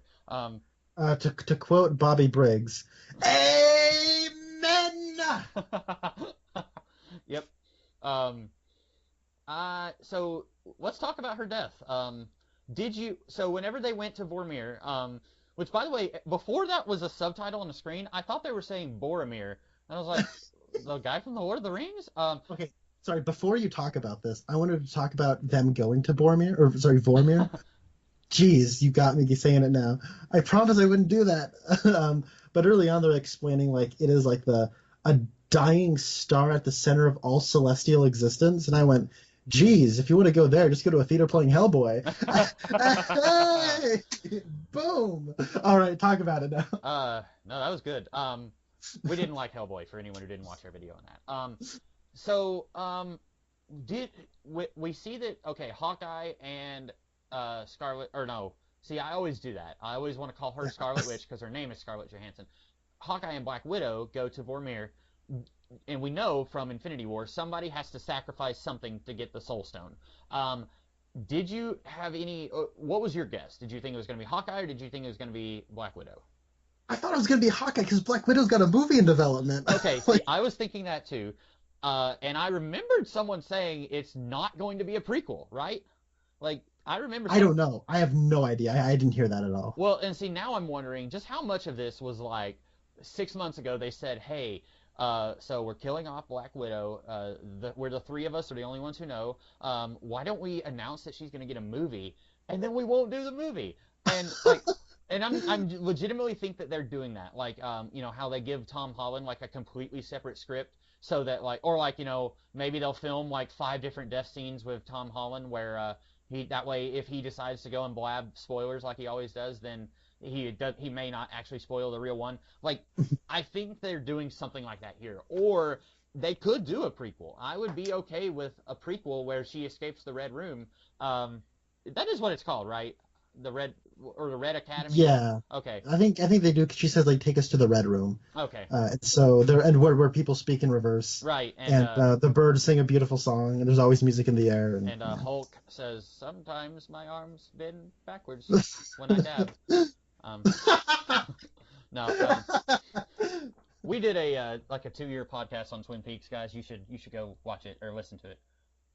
So you thought it was going to be Hawkeye. I also thought it was going to be Hawkeye. I figured it was going to be a thing where it's like, I have nothing to live for now. All of my family is dead. So I'm going to do the one thing I'm good for and, sacrifice myself to save the world. I like that they're both fighting it hard. Like, he runs and then she like zaps him and then he shoots her with an arrow. And then he jumps, and then she jumps. Like, I like that it's not, one person jumps, and the other one's like, no! And they're like, leaning off the cliff, like, reaching down, and they can't reach. I'm glad that they're both fighting each other on this. Like, I'm not going to let you do this. I'm going to do it. I thought that worked really well. I like that, too. It was slightly humorous, but it was still dramatic because of that character dynamic and what's been established. Mm-hmm. So it wasn't like the comedy deflated it. It's just sort of like incidental humor. I wouldn't even call it like comedy. It's like you can read some humor into it of like, okay, we just saw the scene of the last movie where Thanos threw Gamora off of a cliff, and now we're like seeing people try to throw themselves off of a cliff, but they can't because the other one's trying to stop them. I thought it fit them. My one question though is like I got a couple that have sort of been circling my head. What if like one person just went to Vormir by themselves? Yeah. Good question. That's a question I had. And secondly, I thought, like, if you wanted the Soul Stone, you needed to go to Vormir. The way Red Skull describes it in Infinity War is if you want the Soul Stone, you must sacrifice that which you love most. I don't know if those are if he, like, kind of, like, quantifies rules for each individual person or what. Because he's like, Thanos, if you want Soul Stone, you got to do this. Or if it's like, those are just the rules. Mm-hmm. Because I know, like, Clint and Natasha like love each other like platonically as like really good friends. Uh, but like I don't think each other is the one they love most. So I'm a little confused by if we're going by the rules set in Infinity War, what's that mean and how do you wouldn't that just mean all right, Natasha, love ya, bye, and then throw her off the top of a cliff, or what? But like the scene plays out, I like the way the scene plays out, and I think it's a great way for Black Widow to go out. Like I feel like that's the decision that character would have made, and I like the way Johansson plays it. I also like the way she looks in that scene a lot. Um, but it is like I am a little confused on the rules because, like I said, I don't know if there's just one rule or if there is like if in order to get the Soul Stone, it's like kind of different criteria for each person who come there. So that's all. My new headcanon is that the Red Skull could just give you the Soul Stone if he wanted to, but he's just being a jerk, and it's like each person he makes a different rule. That's hilarious. Also, I was like, because I was thinking in Infinity War that when Red Skull said you have to sacrifice something you love most, I figured that Gamora was going to say, screw you, Thanos, and she was going to jump off the cliff, and it technically wouldn't be a sacrifice because she would be taking it out of Thanos' hands. And then it'd be like, right. well, now you can't get the stone. Of course, that's not what happens. But this kind of takes that off the table because neither of them pushes the other one off the cliff. It's a self-sacrifice. And so they get it because, they're both willing to sacrifice. I guess that's the reason. But that to me, like, what if Hawkeye was just a complete coward and then said, I'm not gonna jump, and then she was like, well, I guess I'll have to sack up and do it, and then like that wouldn't be much of a sacrifice. But then if she still jumped, one person would be dying, so and it'd be a soul for a soul. So I'm curious what would happen there. Yeah. But at the same time, the situation you're describing, I don't feel like would be in either of these characters' character. Right. So. Oh, I knew they wouldn't do that. Like I knew he wouldn't be a coward. I was just saying, what if? Yeah, no, and it's funny because I guess Disney Plus is going to have an animated MCU What If series. Mm-hmm. So you could do a bunch of what ifs with this movie. What if Hawkeye was a coward and didn't jump? Then Red Skull would be like, "Oh, that didn't look like it was painful to you. Never mind. Mm-hmm. I'm just gonna keep it." Yeah. Then Hawkeye has to throw his bow and arrow off the top of the cliff, and he's like, "No!" It's falling. There we go. Yeah. So speaking of the Red Skull, while we're here, we're never gonna get it, but if this was a comic book, you mentioned earlier that Infinity War is like a big event. If this was a comic book, I feel like we very likely could have had like a 6-issue miniseries of Steve Rogers jumping through time, dropping off Infinity Stones, and I would have loved to have seen a Chris Evans jumping through time spin-off movie. Where like just a movie of him going back to these places, and then he'll have like a 20-minute adventure in 1970 trying to put the Tesseract back or something like that. So the Ancient One says if you remove a Tesseract from the timeline, then that creates an alternate timeline that's darker. Well, in 2012, Loki gets the Tesseract and he disappears, and then the movie doesn't follow up on that. And I legitimately don't know if that was like setting something up, or if that was just like, Loki has the Tesseract, we're going to have to go to 1970 now, like, as a way to Loki does have a TV show coming to Disney+. Plus. Right, and I saw someone mention that, and then if that's the case, if they're trying to set up Loki, like an alternate reality Loki having adventures with the Tesseract, my problem with that would be that Hulk did tell us that you can't mess up the past, and that would be... The time travel rules of this movie are really inconsistent. If I had one big problem, that would be it. Like, where sometimes they could go back in time and they could detonate a bomb in 1970 if they wanted to, and then it wouldn't matter in the present day. And then sometimes they can do stuff and it will have ramifications. I think that's it'll have ramifications in the pocket universe that they're creating. Okay, yeah. That's a good point. And if they say that, if it's like, this is a pocket universe Loki who didn't have redemption, like... Because that was my big thing, was when... he died in Infinity War. A lot of people were really hoping that Loki like shapeshifted and he's secretly one of these other characters. I did not want that because once he gets his redemption, I didn't want to see him keep showing up. I felt like he had already showed up a lot and we didn't need to keep seeing him again. And I don't have any dog in any of these Disney Universe or Disney Plus shows. because I'm not going to watch them. I'm not going to get the Disney subscription service. But if they do this Loki show and it's like this is 2012 Loki, that might get a little confusing to the casual viewer, maybe. But then I guess it'll be fine because this will give them an excuse to go back to villainous Loki. Oh crap! I just had a crazy idea. Okay. What if that's not what the show's about? What if the next like threat they are setting up? Because Kevin Feige said that after Endgame they have a 5-year plan. Okay. Did you read any of Jonathan Hickman's new Avengers stuff? No. Okay. The basic premise is that the Illuminati, which is comprised of a bunch of like world leaders like Professor X, or it was Professor X, now it's Beast, and Black Panther and Namor and Captain America and Tony Stark, right? Mm-hmm. They each hold one of the Infinity Stones because they are protectors of the Infinity Stones. And I can't remember who it is, but they start discovering that parallel universes are colliding in on each other.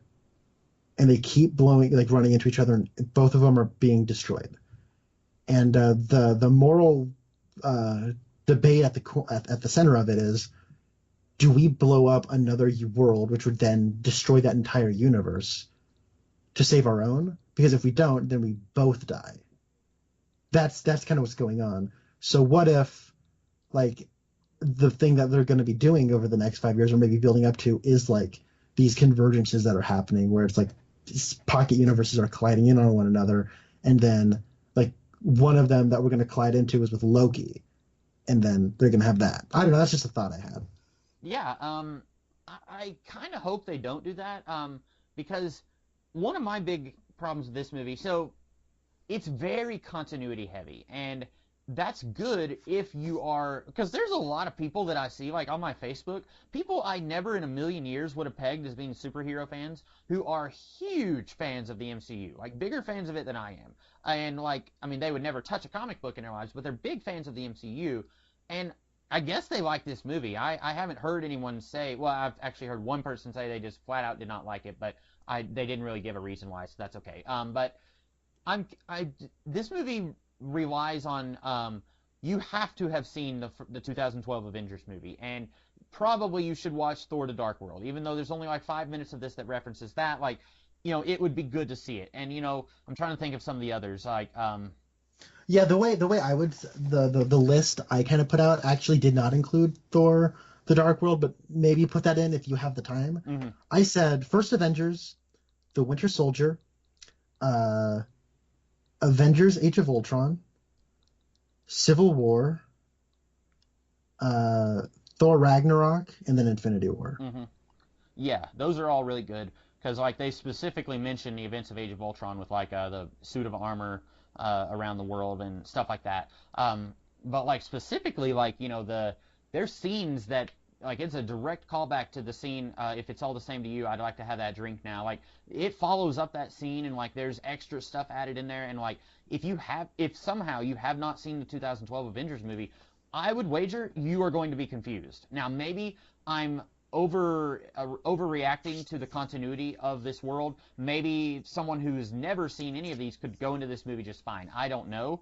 I'm sure someone has. Like, there's probably 15-year-olds right now who went to see this movie, and they were 4 when Iron Man 1 came out, and so they probably haven't seen all the MCU movies. And maybe they went into this and they had a great time and they weren't confused. Sometimes I tend to overreact or exaggerate how much you have to have experienced something else before you can go into another story. So I don't know, but I'm afraid if they follow up on this and say, like, let's do more multiverse stuff, I'm kind of afraid that would get confusing. I'm sure it might.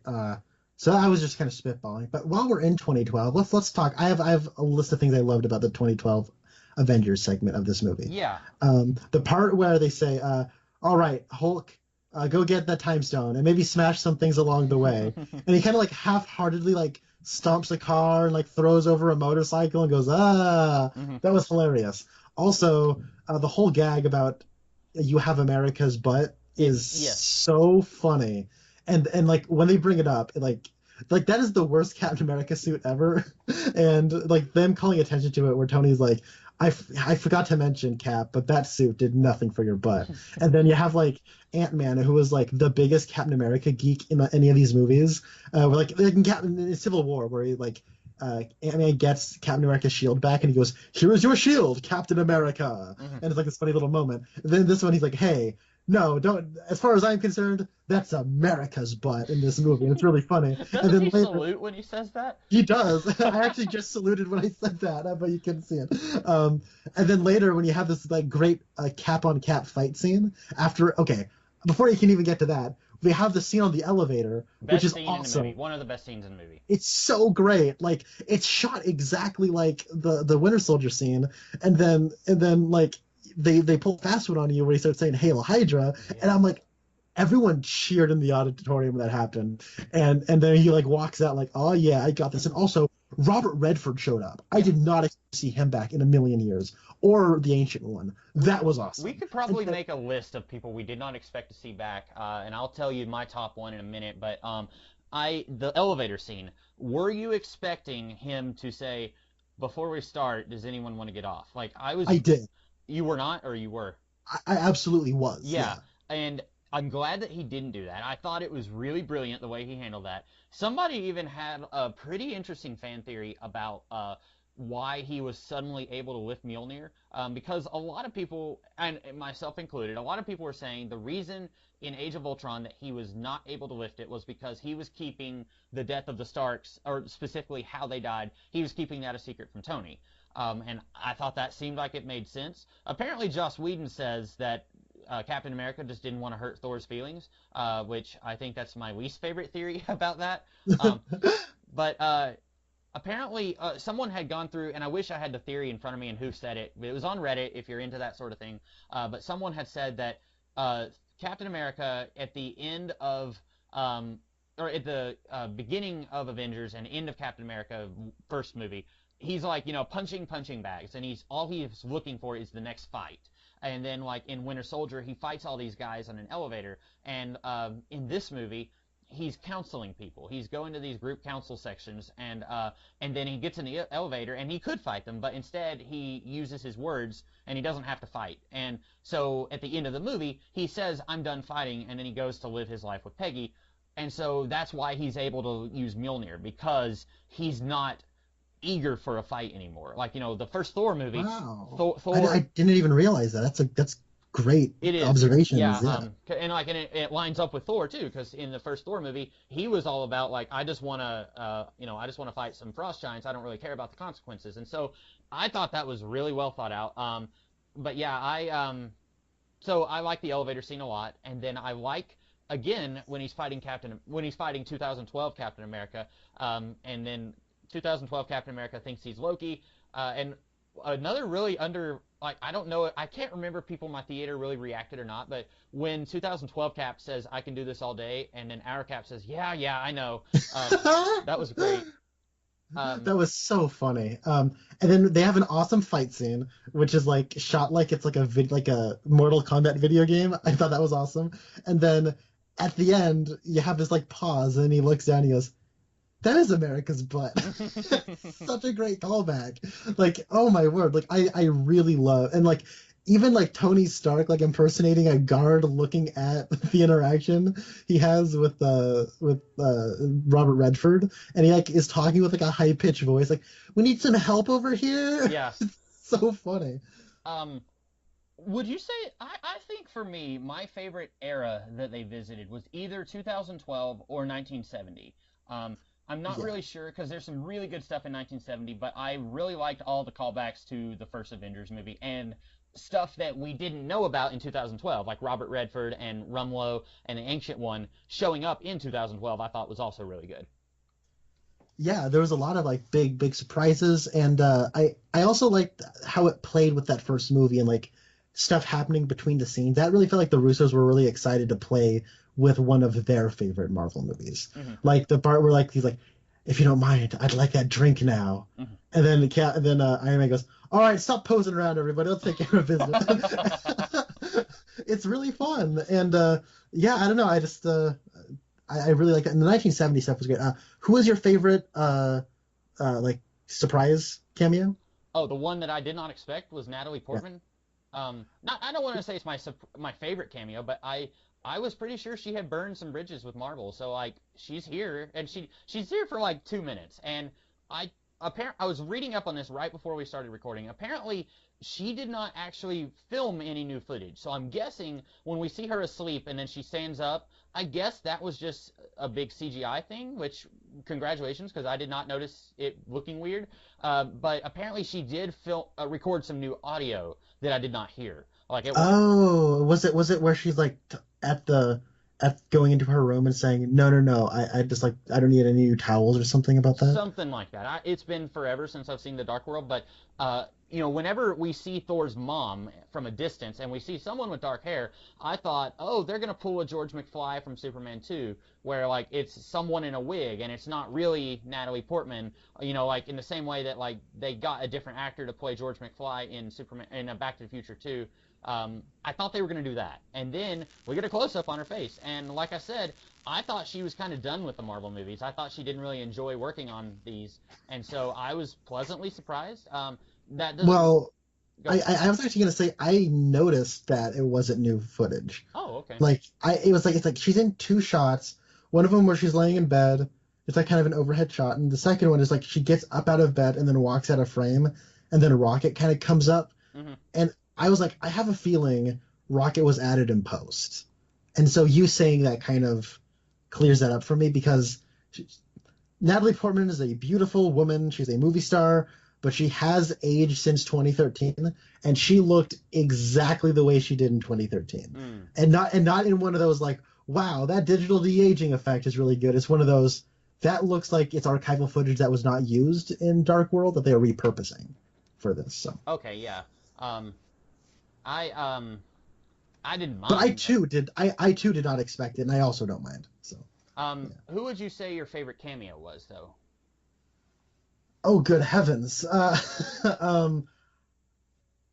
Oh, okay.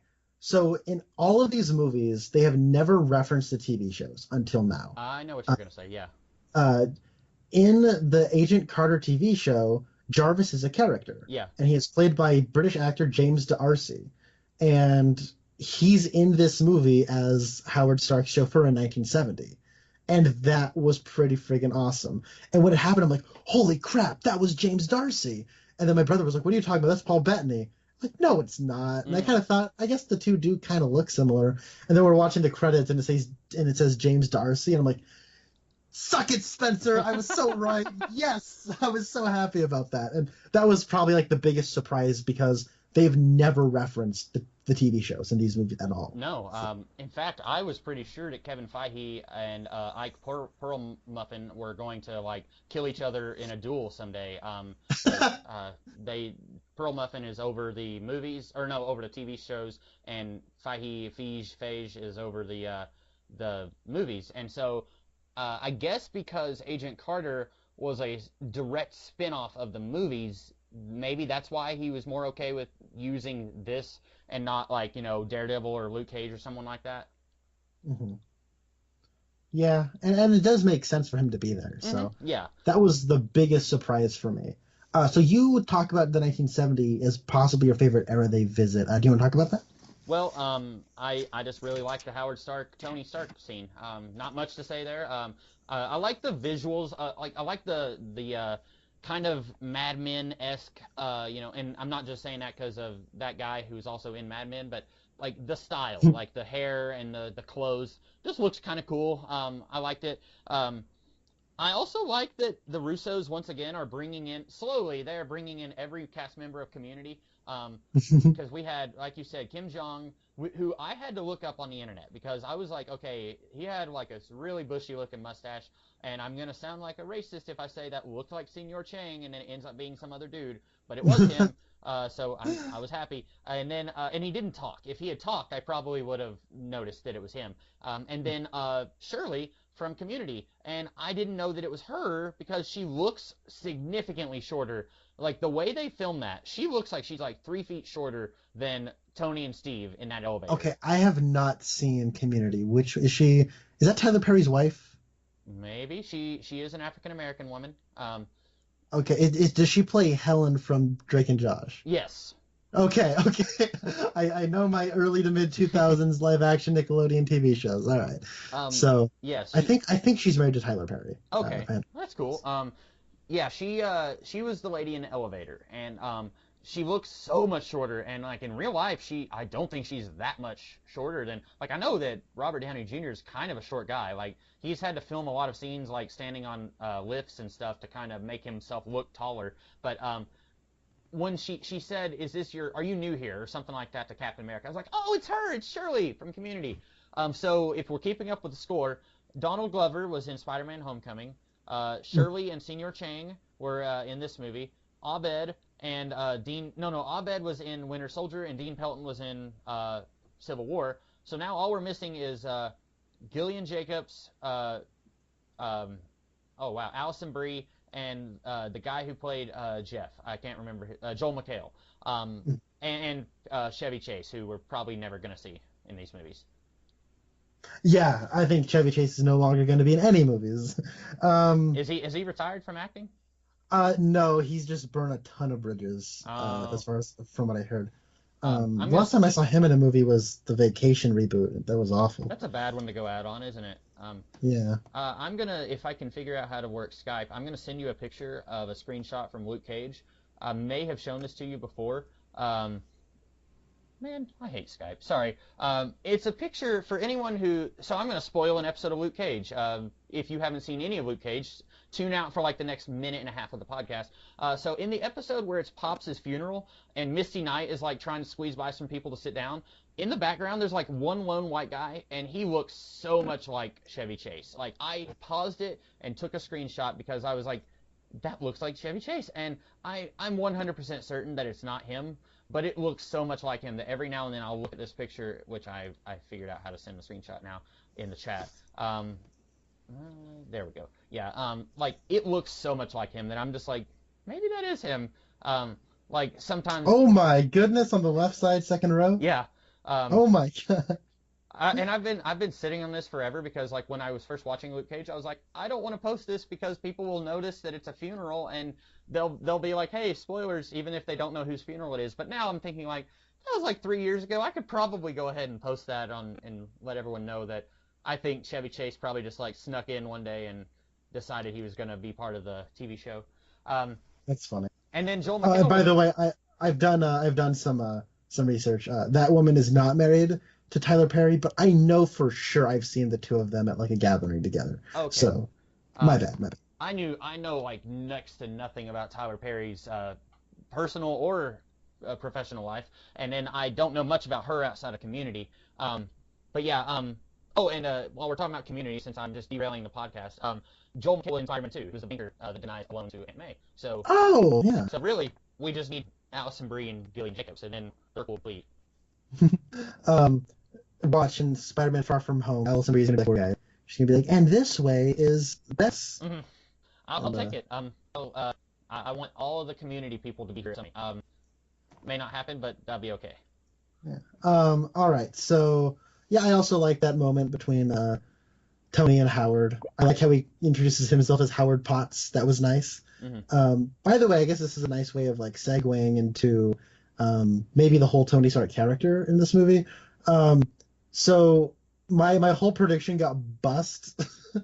Remember my prediction was, I think Captain America is gonna die in this epic self-sacrifice, and then Tony Stark is gonna live at the end, and he's gonna be retired. We're gonna sort of retire that character, and it's gonna end with a superhero wedding, and maybe hopefully Stan Lee will be the minister at the wedding. You know, that might be cool.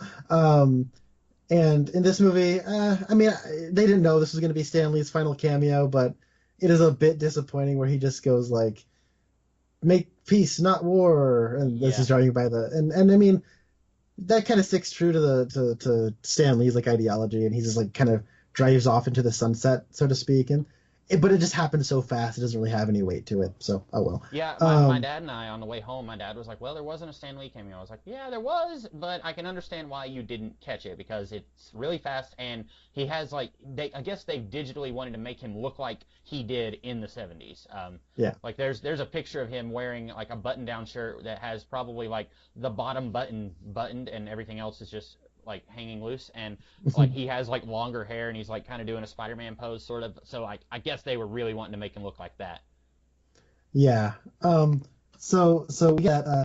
So my whole prediction got bust because we jumped ahead 5 years, and Iron Man's already married, and he has a daughter who is not the best child actor, but it's kind of cute when she says "I love you 3000," and all that's really cute. All the stuff I think with Tony in this movie is pretty good. I even like how they set up. Like the first time I watched this movie, I didn't realize that they set up Pepper's rescue armor at the end. Uh, it's where the baby is like wearing. I guess she's not a baby. She's like 4. She's wearing like an Iron Man helmet, and he's like, "Oh, baby, don't wear that. That's for something I'm making for your mom's birthday." And then he puts it back in the garage and is like, "But your mom doesn't like anything I get her anyways." And so then later, Oh, that's a Pepper callback shows up. to Iron Man 3 with the bunny. Yes, yes, it is. I did Uh, not catch that. Well done, um, movie. and speaking of things I didn't catch, at Tony's funeral at the end, there's like this one guy standing all by himself. Yeah, that's And the at first I'm kid. like, yeah, that's Harley from Iron Man 3. And at first I'm like, who is that? Then I thought, is that? Nah, he looks too old to be Harley from Iron Man 3. But I thought, oh no, Iron Man 3 is over 5 years ago. hmm So I don't know. Then I looked up and it is. I But it was actually, kind of, I knew that that was going to happen because I think so. My sister, she's slowly getting caught up on the MCU movies, and we watched Iron Man 3. I want to say last Christmas, maybe, or it was before, shortly before Christmas, and or it might have been around Thanksgiving, but and I remember kind of looking like sometimes I have a bad habit of looking through Internet Movie Database, reading trivia about a movie if I've seen it before, especially reading trivia on the movie while I'm watching it. And I remember looking up that kid to see if he'd been in anything else, and it was saying Avengers Endgame. So I knew he was going to be in it, but I had no idea what they were going to do with him. And then by the time you start watching the movie, I had completely forgotten that he was supposed to be in it. And then if I hadn't, I would have been thinking, well, maybe that was just another misdirect. So by the time we got to the funeral, I was like, okay, one of these kids is going to be the kid from Iron Man 3. and I'm glad he was there. So I like all the stuff we do with Tony. I like the part where he gets back and he's just going off on Cap, where he's like, "Yo, I said I wanted you to do something, and you said no," and he's all mad at him, hmm and he like takes off his little clip-on arc reactor and puts it on Cap and kind of storms out. Like all that stuff was really good, and it felt like the right kind of payoff that I felt like was needed since these people haven't been on screen together since Civil War, and there was still like some unresolved tension between the two of them, and hmm that all felt really natural. And then jumping ahead 5 years, where he's like, "Hey, look, it, you guys can come and have dinner with me if you don't talk shop," and he's like saying that he's happy to see them all. And it's like, yeah, I believe that after 5 years, he doesn't necessarily, they're not necessarily friends, but if they show up, they can still talk. I like that. And then I like how, I like how he's still, he's moved on, like he has a family and stuff, and but he's still like that kind of, he can't help but stumble, his brilliance kind of stumbles across things that will benefit the greater good, and he feels like morally responsible to do that, and that does feel very Iron Man. I don't know, I've never read the Iron Man comics, but it feels very movie Iron Man anyways.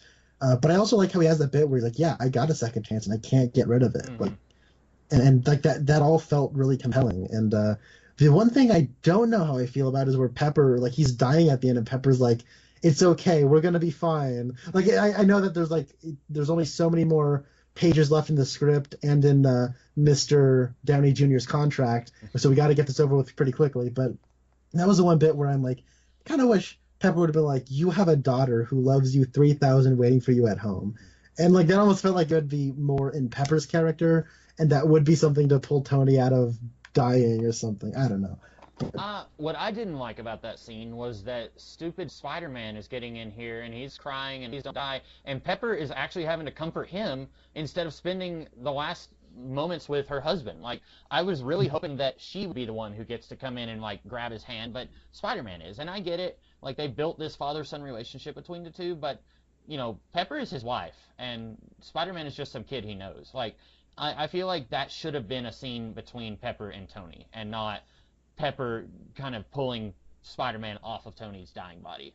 I get that, and Spider-Man and Tony did have their little reunion moment. That was good enough. Yeah. Um, So, yeah, I agree with you about well, I mean, you were to, you I yeah, I don't remember if I had any predictions like that, because it's I mean, nobody predicted that this movie would jump 5 years into the future, like 15 minutes in. So that, I think, threw a lot of predictions out the window. Apparently, before this movie came out, someone was interviewing a lot of the actors, asking them what their favorite moments in the movie were, and Gwyneth Paltrow said that they filmed a scene by a lake, and a lot of people were thinking, "Ooh, it's a wedding! It's gonna be a wedding!" And of course, it ended up being the funeral there, where it shows like pretty much everybody is there.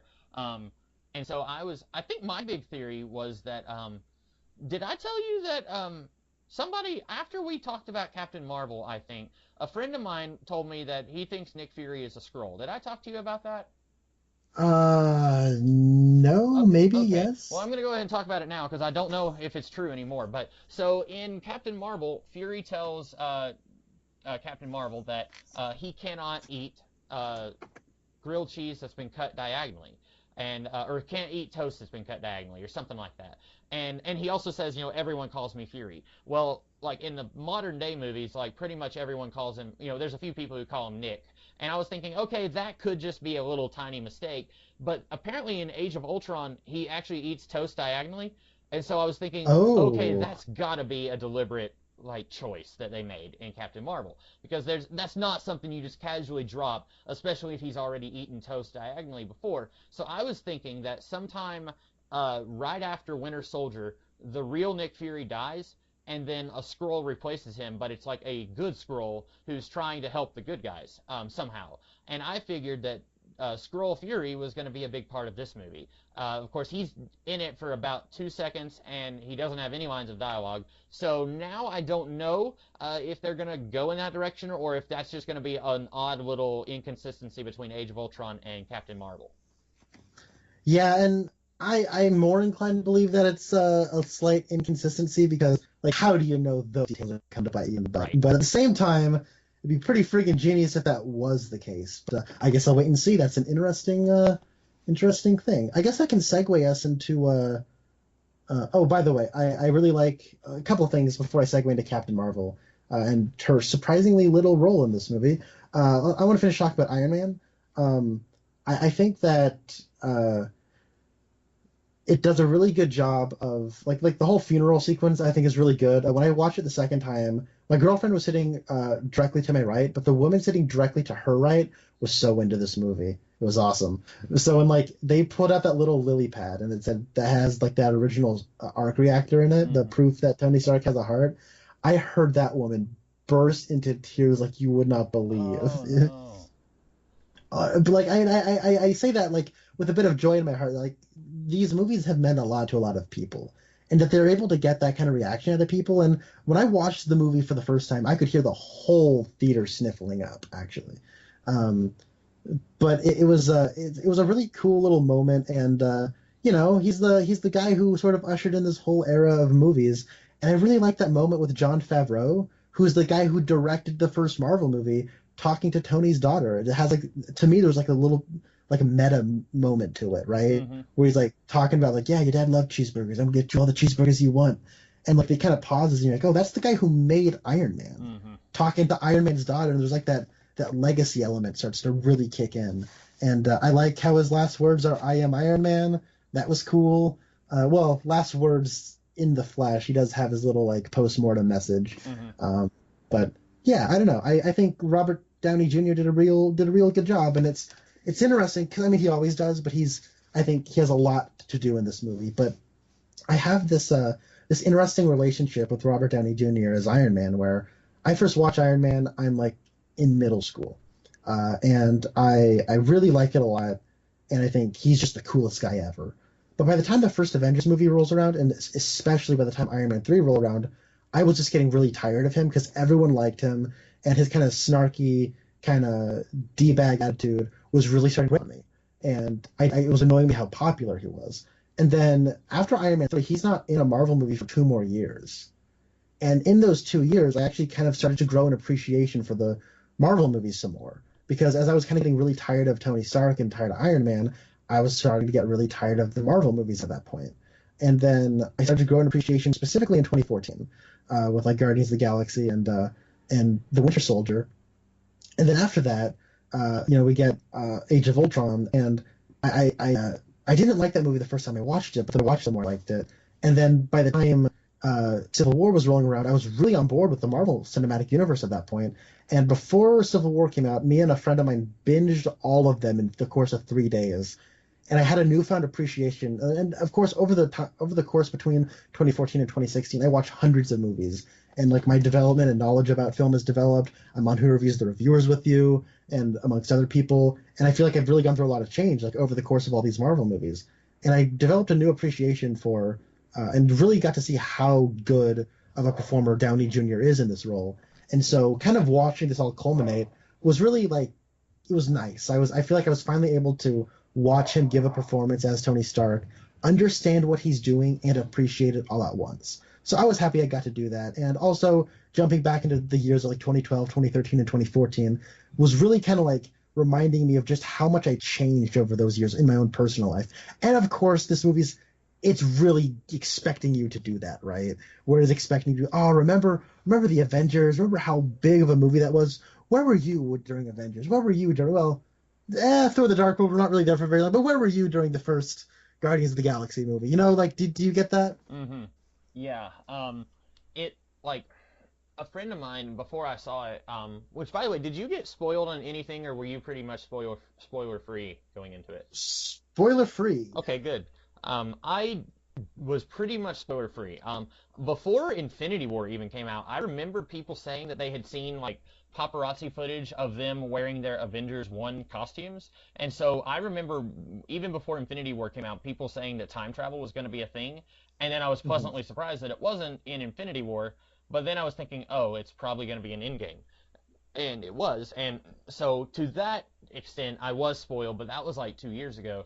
But as far as like the actual plot of this movie, I don't think I was spoiled on anything major. I watched it Sunday afternoon, which that's the first time I've ever watched a movie on a Sunday like in a theater, and there was about 10 million people in that theater. Like when I walked in, I thought, oh no, like I'm not going to be able to watch this movie. Like we paid for the tickets, but I was like, I don't know if this is going to work, but it worked out fine.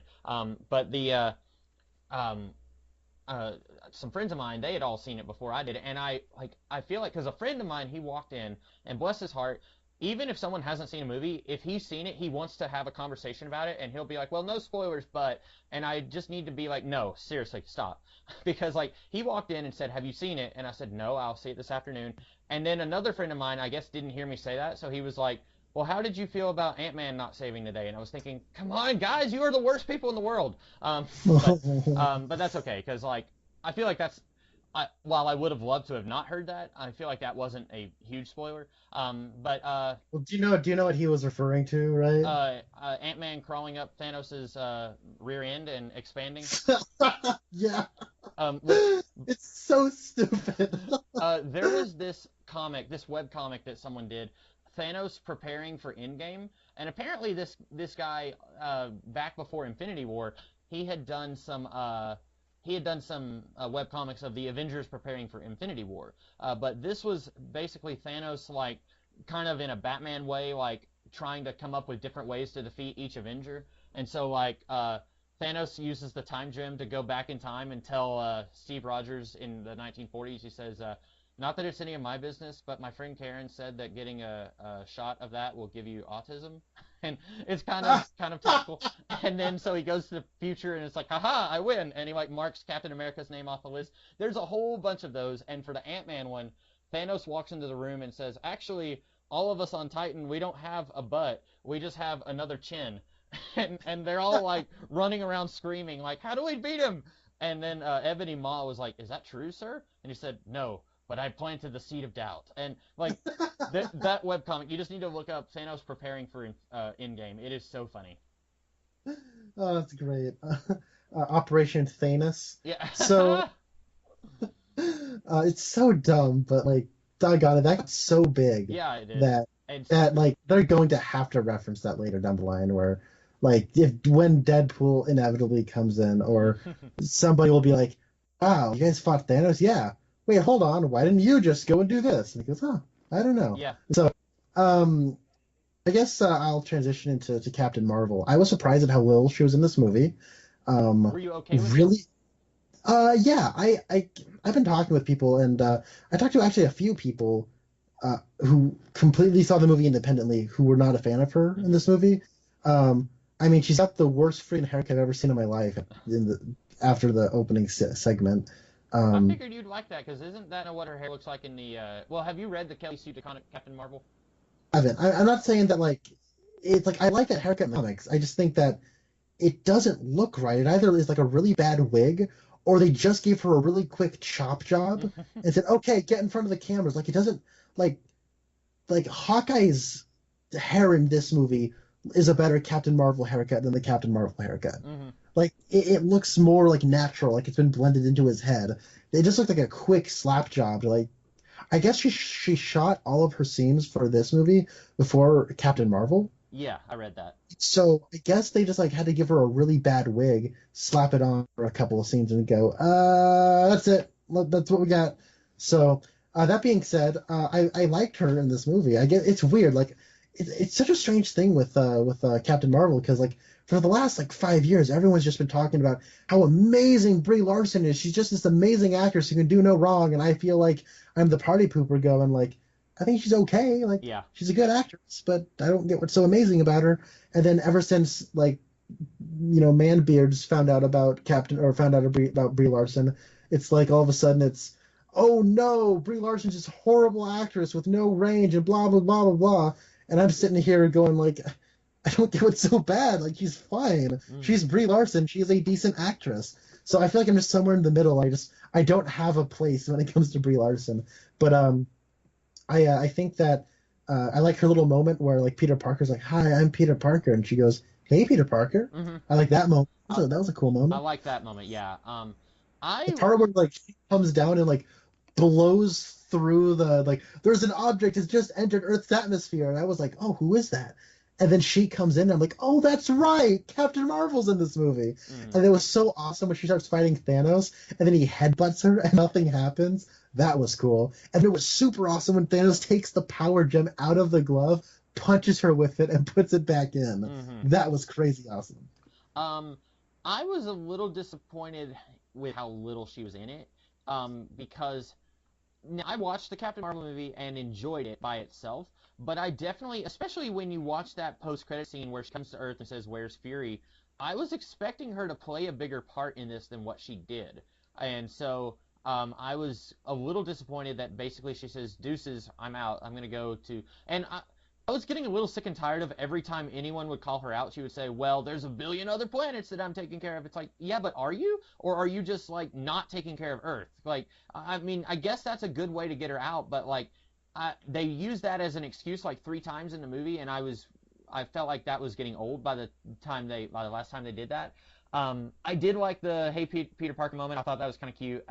And I watched. So usually I try not to watch any reviews of a movie before I do a podcast with you. But I did watch the Red Letter Media and what they had to say about it. And Mike from Red Letter Media had a pretty good point where she comes down and single-handedly destroys an entire spaceship, and then like she probably could have used her energy powers, her very vaguely defined energy powers, to blast all of Thanos' people, and then that kind of undercuts Iron Man's sacrifice, is what Mike was saying, and I agree with that. No, see, I actually disagree with that, because like she shows up to like stop Thanos because that's like the most imperative thing to do, and then like she's about to do it, and he like completely blindsides her in a move that I didn't see coming. Where it's like, because he throws her to the side, and then as he's about to like do it, she jumps back into the fold, and then he like power stones her to the face, and like that can't do anything. Now she's out of commission.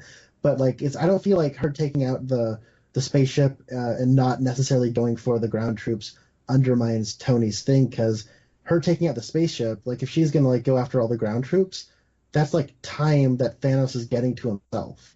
You know what I mean? Yeah. So I don't know. I feel like she was used perfectly fine, and Tony getting there at the last second still keeps the weight of his decisions. So I don't know. I didn't have that necessarily, but I guess other people do. Well, and I can see what you're saying now.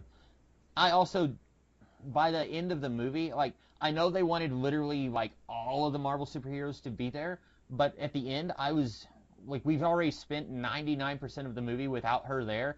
I was okay with her not being there by that point, and I guess they, like I said, they wanted to have her there. Like, you remember how when we were talking about Captain Marvel, how you said that like when they were playing I'm Just a Girl, and you said that was like a bunch of old white guys like patting themselves on the back. I feel like we got that here with when like all the female superheroes are like, yeah, we've got this, and they're like, doing their power strut as like all of Thanos' troops are coming in. Like, I'm gonna sound like a big sexist jerk, but I was thinking like, I feel like it's enough that the girls are here helping fight. I don't think we have to have like, here's all of the female superheroes, check it out. Like, I See, it's funny. Like my girlfriend had the exact same issue you just did, where she was like thought that was like kind of cringeworthy, where they all just come out and it's like, look, guys, we've got girls, and then they all do the thing. I guess I'm on the outs. I didn't mind it. That's fine. Because my thing with that was like, this is just a big kitchen sink, like extravaganza. Throw like pull no punches, just throw everything you can at this finale, and you just want to take a second to give the girls a spotlight. I'm like, yeah, fine. Like that kind of went over my head, to be honest. Like I didn't really feel strongly one way or the other about it. Just kind of felt like, okay, and now the girls are going to do their thing. I'm having too much of a good time to be taken out of it. I will tell you one thing I was taken out by. What?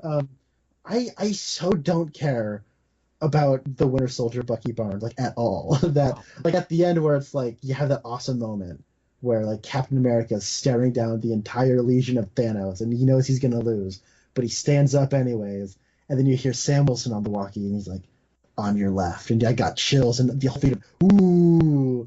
And then like a Doctor Strange portal opens, and they all start coming out, and it's this super epic, awesome moment. And you see, look it's Black Panther, Spider-Man, it's Falcon.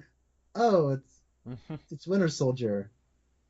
Oh, and it's Star-Lord, and it's Drax. I'm like, I don't know. I just had this moment like, oh, that's right, Bucky. I just don't care about that guy.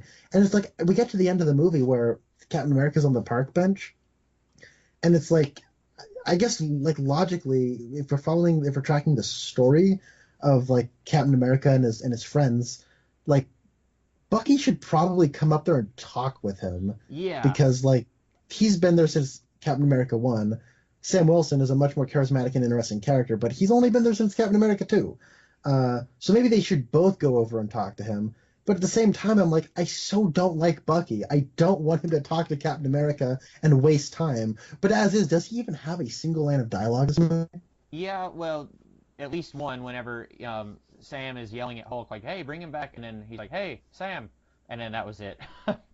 I think that was the only he one. could have like gone full. He should have gone full Elijah Wood and go Sam.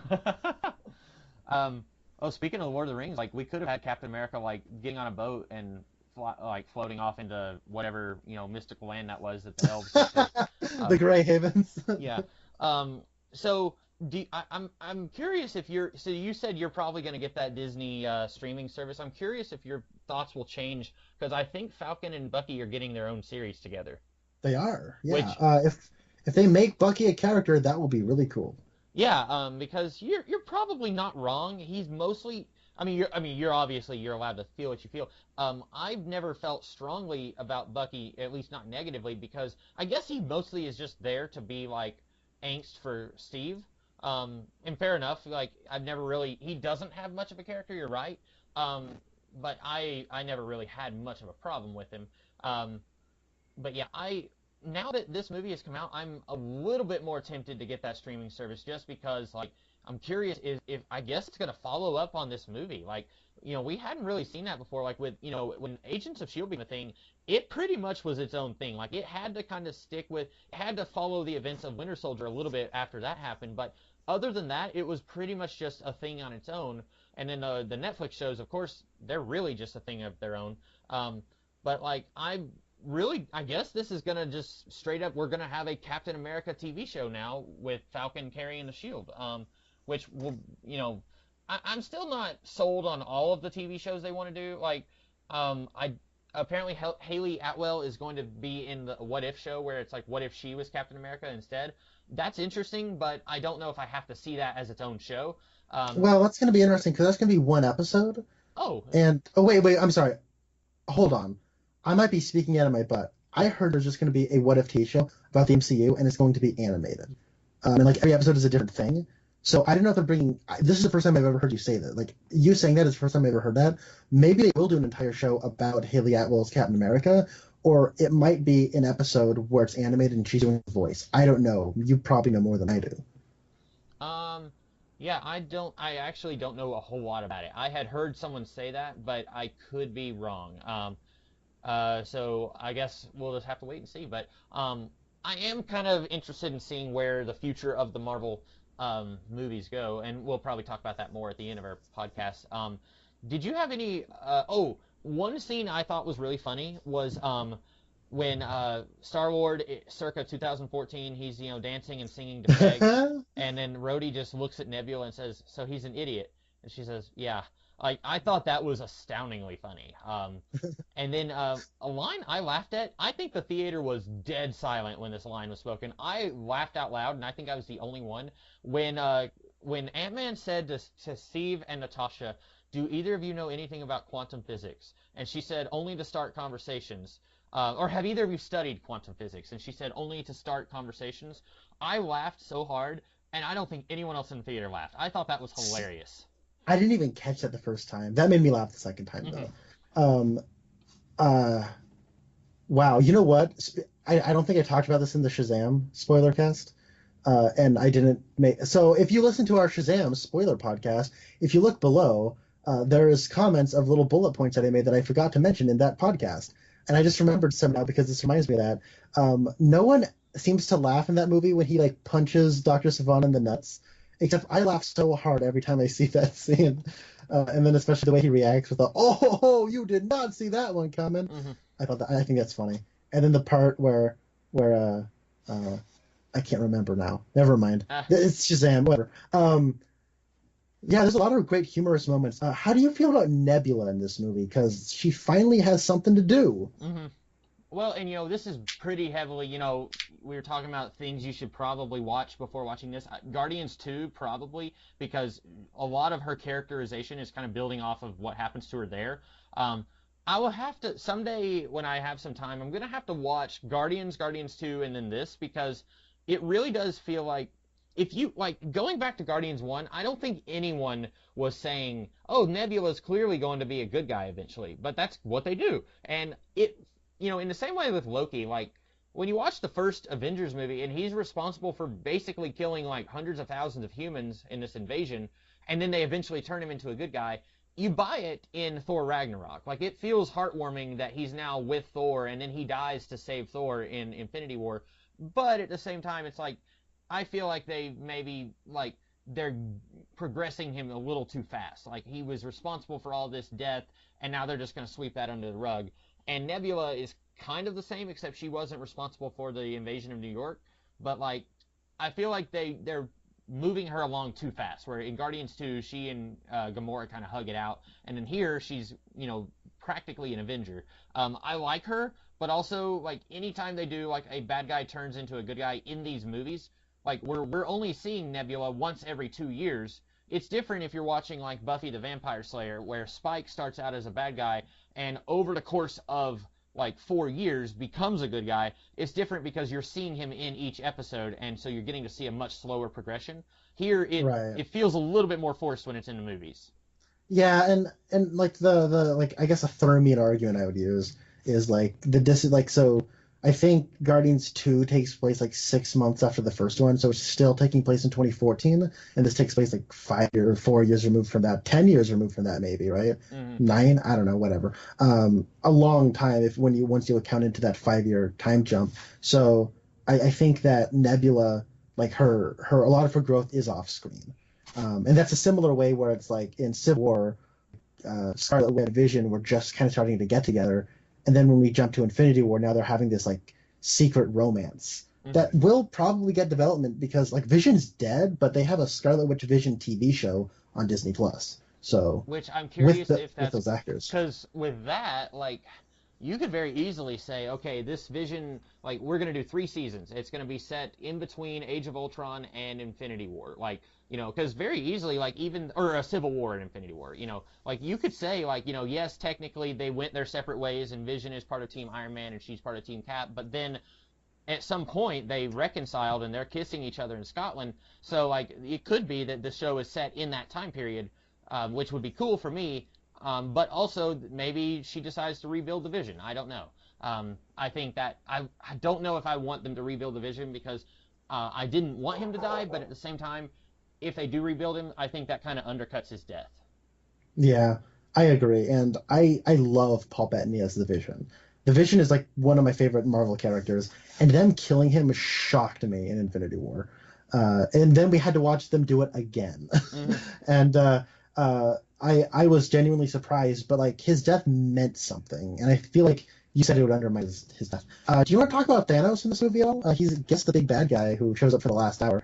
Because I really like their interpretation of Thanos in this, or he's more of a concept than a character, but he's still really, I like him as a concept. He's like this, almost like portrayed as like this cosmic, like entity, like this inevitability, and he says, I am inevitable, but like, it's like he is this thing where if you go back and try to stop him, he's just like come back, but even worse, and so I think Josh Brolin is really reveling in like the evilness of it, and I love his whole monologue where he's talking about how like the first time, like whenever he does something, it's not personal, but this time it is, and that is like a meme, right? That is the tagline for Jaws: The Revenge. This time it's personal, but doggone it, when Josh Brolin says it as Thanos, it's scary and it's really good. And I also like the bit where he's talking about how like he's going to like shred the universe down to its last molecule and then rebuild it, and like I don't know, I thought that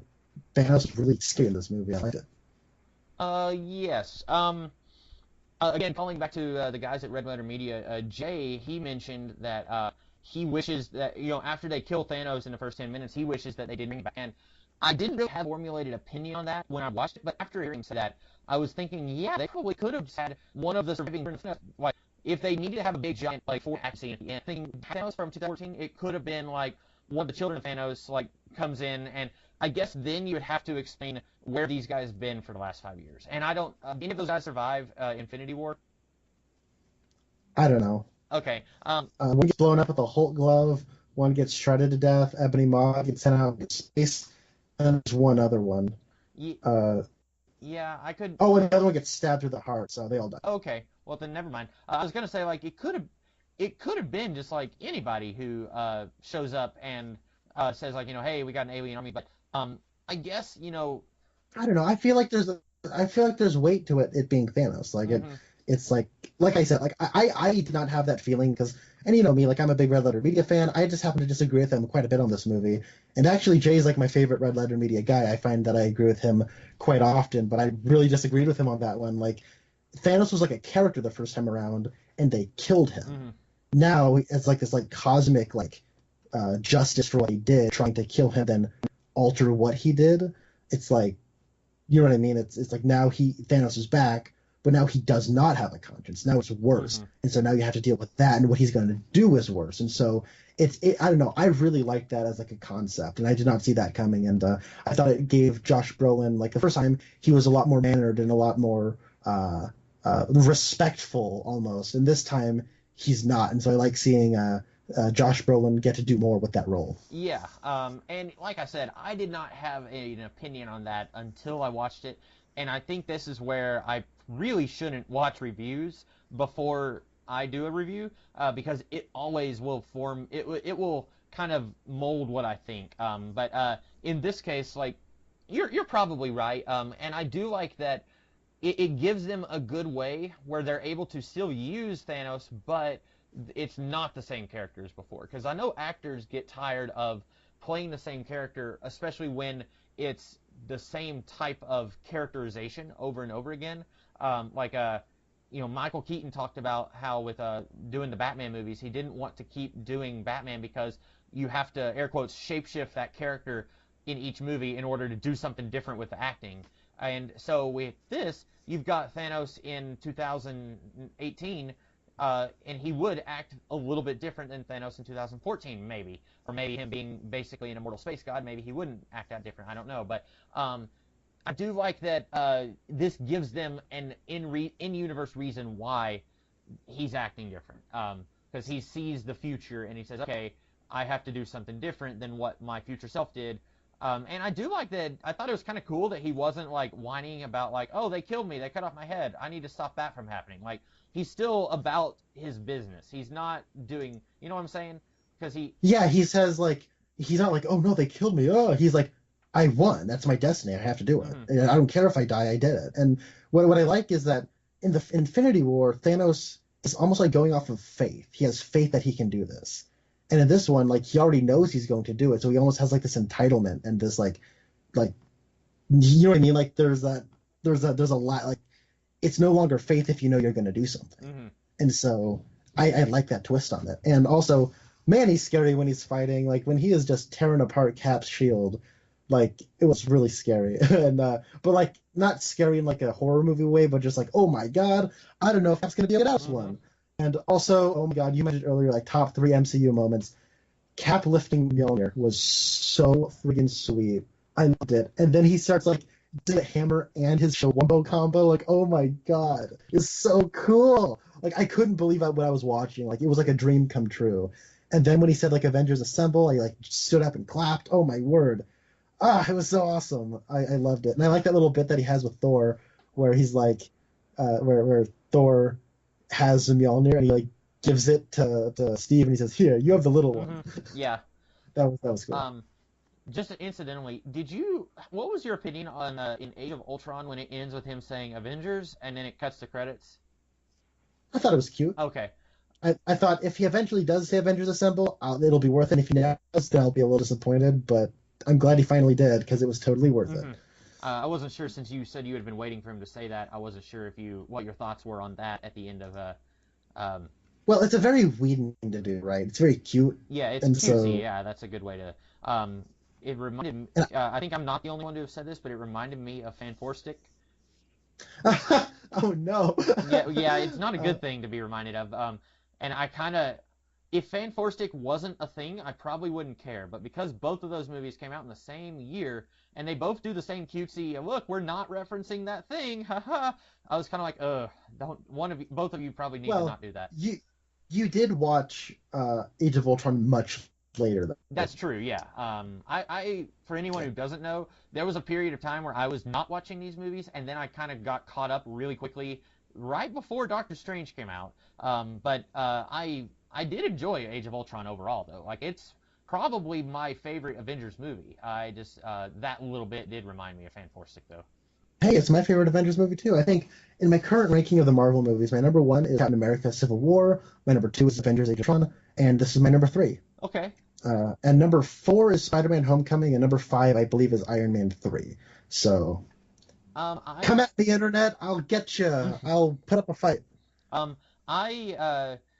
not sure where Endgame ranks for me, because when we watched Infinity War, I said that I enjoyed that movie a lot, but it was my least favorite Avengers movie, because it was Age of Ultron, Avengers 1, and then Infinity War. And then if we're throwing Civil War in there as an unofficial Avengers movie, then it'd be like Civil War, Age of Ultron, Avengers 1, Infinity War. For me, it's... I think I don't know, like, I'll really have to go back and watch all of these Avengers movies again before I can safely rank it, because I think there's more in this movie that I like than in the first Avengers movie. But I think Avengers 1 is a more cohesive narrative than this one.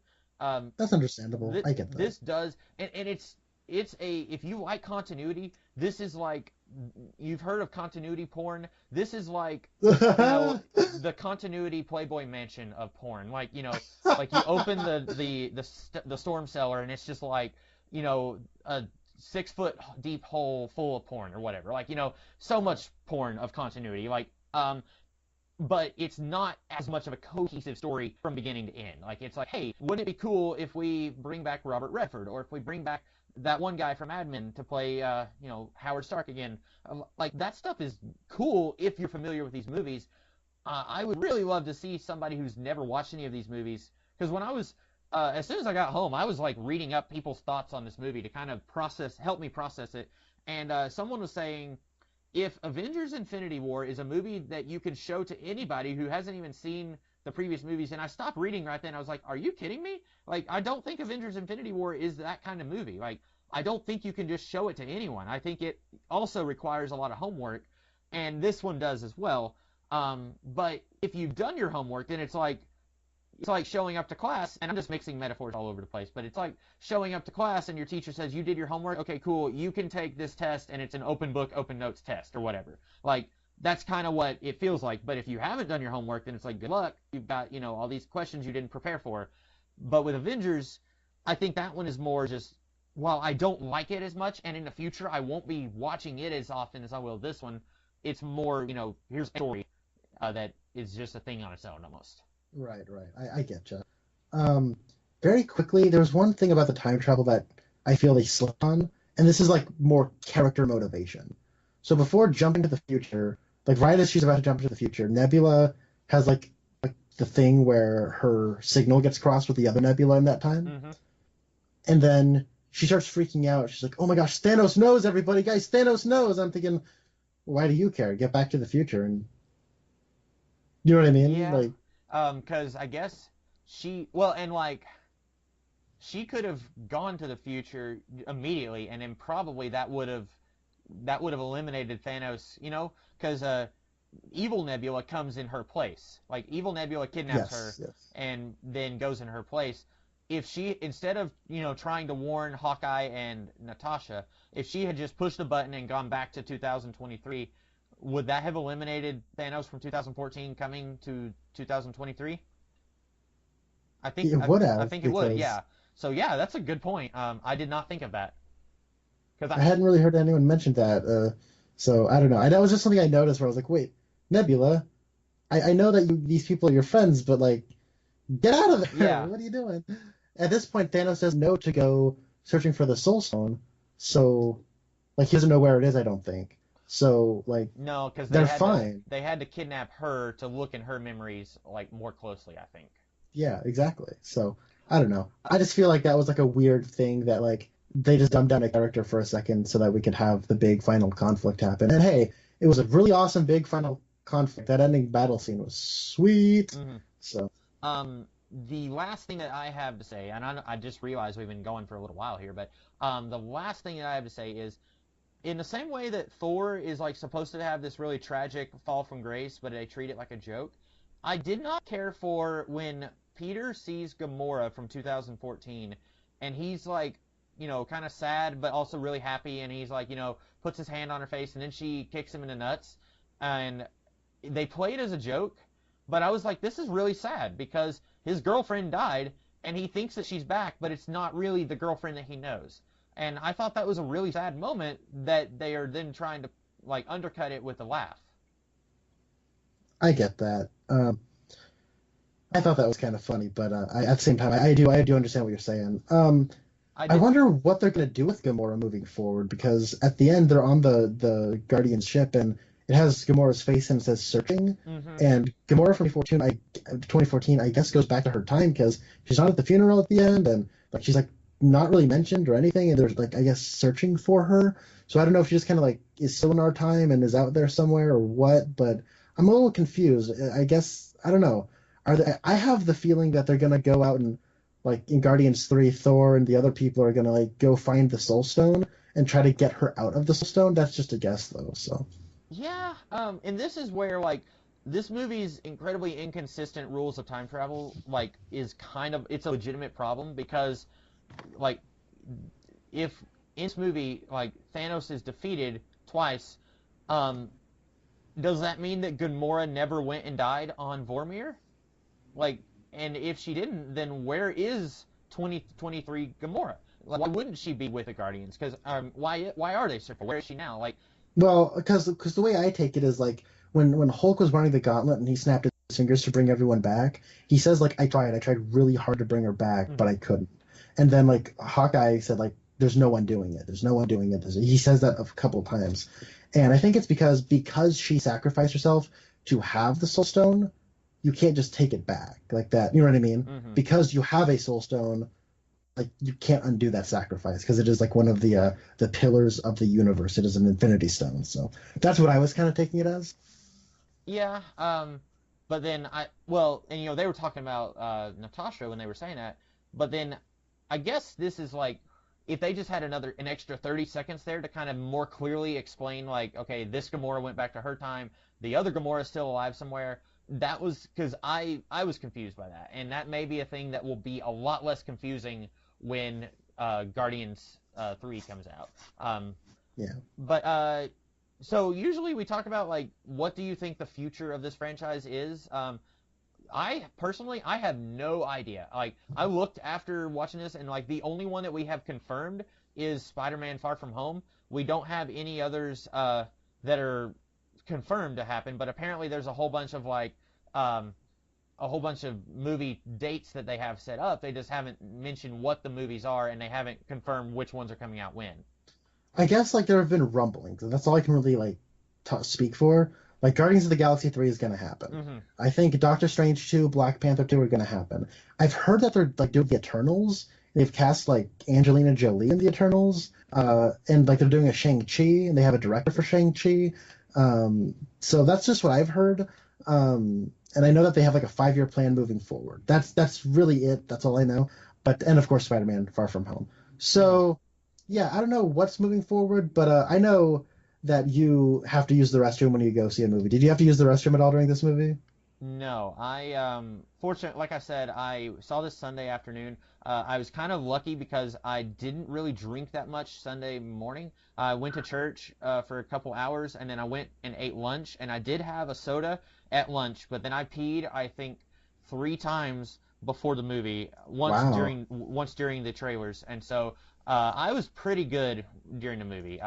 If this was any other day, I would have not had that kind of luck. Because like if I'm at work, I have to drink a lot of water because it's hot and everything. So fortunately, but I did not stay through the credits because I looked through before I went into the theater. I actually Googled how many post-credit scenes are there, and I was surprised that apparently there were none. Okay, there aren't, but they did something really cool for the credits. Okay. So they have like all the cast members and they pull out all the stops. Like they say Natalie Portman and you see her from like Thor 1 and it's like Tessa Thompson and Letitia Wright and it shows her from like Black Panther and it's like throwing all these names. You realize that they're not doing any of the principal cast and it says like with Thanos, with Chris Pratt and Sam Jackson as Nick Fury, right? Hmm. And then like you see Jeremy Renner jumping off of a building and like, shooting an arrow at you, and you see like his signature start to be written. Like you see like all the principal cast do like the Star Trek 6 thing, where you see them sign their names like in cursive, like Hmm. it's their signature, and then their name pops up, and it's like this really classy, elegant way of like the cast signing off, and you see like little clips from the other movies they were in, and you see them like kind of standing in silhouette as their names appear, and like you see them signing their name. It was really cool, and I thought that was a really awesome way for them to sort of end this, and them not having any after credit scenes. I thought was really cool. Well, I guess there is kind of something after the credits. It's really not a lot. You would see it becomes a black screen, and you just hear like from the first Iron Man the hammer banging on the armor as he's molding the armor in the cave. Hmm. You just hear the ping, ping, ping, and that's it. So yeah. Okay. And that sounds neat. That's not necessarily something I would have to see, especially in like a 20-minute credits sequence. Yeah. That's the thing I've always hated about the post-credit scenes is that you feel obligated to stay because it could be something huge. But also it's like these credits are taking forever. I wish you had just done this scene at the end of the movie and then let me go home because I just sat here for 3 hours, and I have to pee or whatever. Right. And I've been complaining about that since the first Avengers movie. But yeah, I think I would have paid money to see Steve Rogers go to Vormir and see the Red Skull and like, oh yeah, I'm about to like punch you in the face. Like I would have loved to have seen that. Um, I don't have anything else to say. Do you? Like I have exhausted everything I had to say. Oh yeah, I guess I wish I would have known Valkyrie a little bit better because now she's Queen New Asgard. I think it's cool that they did New Asgard. Hmm. But I don't know. I feel like I would have known that before we got it passed on, so that might be like, ooh, that character, I like taking on the mantle. But oh. it almost feels like she becomes the Queen of Asgard because literally everyone else from the Thor movies is dead. Yeah. Like, I'm not trying to be mean, but like we just met her in Thor Ragnarok. But like if Heimdall hadn't died in Infinity War, he 100% would have been the next in line. Or if Loki had somehow survived, that might have been a harder pill to swallow because people still have a problem with Loki. Like people on Earth. But like I feel like or what's her face? Jane, not Jane. Sif. Where is Sif? Because she was not in Thor Ragnarok, and I have I think no idea. someone said that she was like on a mission during Thor Ragnarok, but she's still not here. So now I'm really confused where she is. But if one of those guys who we've known for a while had been there, I think they would have gotten the crown passed on to them.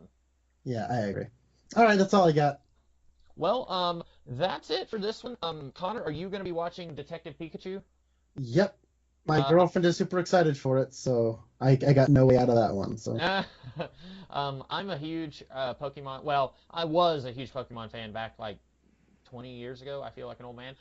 So I'm kind of excited for this movie, but also like wishing that it was a different Pokemon movie. But I guess I'll be watching that one, so we'll probably be doing a talk about that when it comes out, which will be like a couple weeks from now, maybe.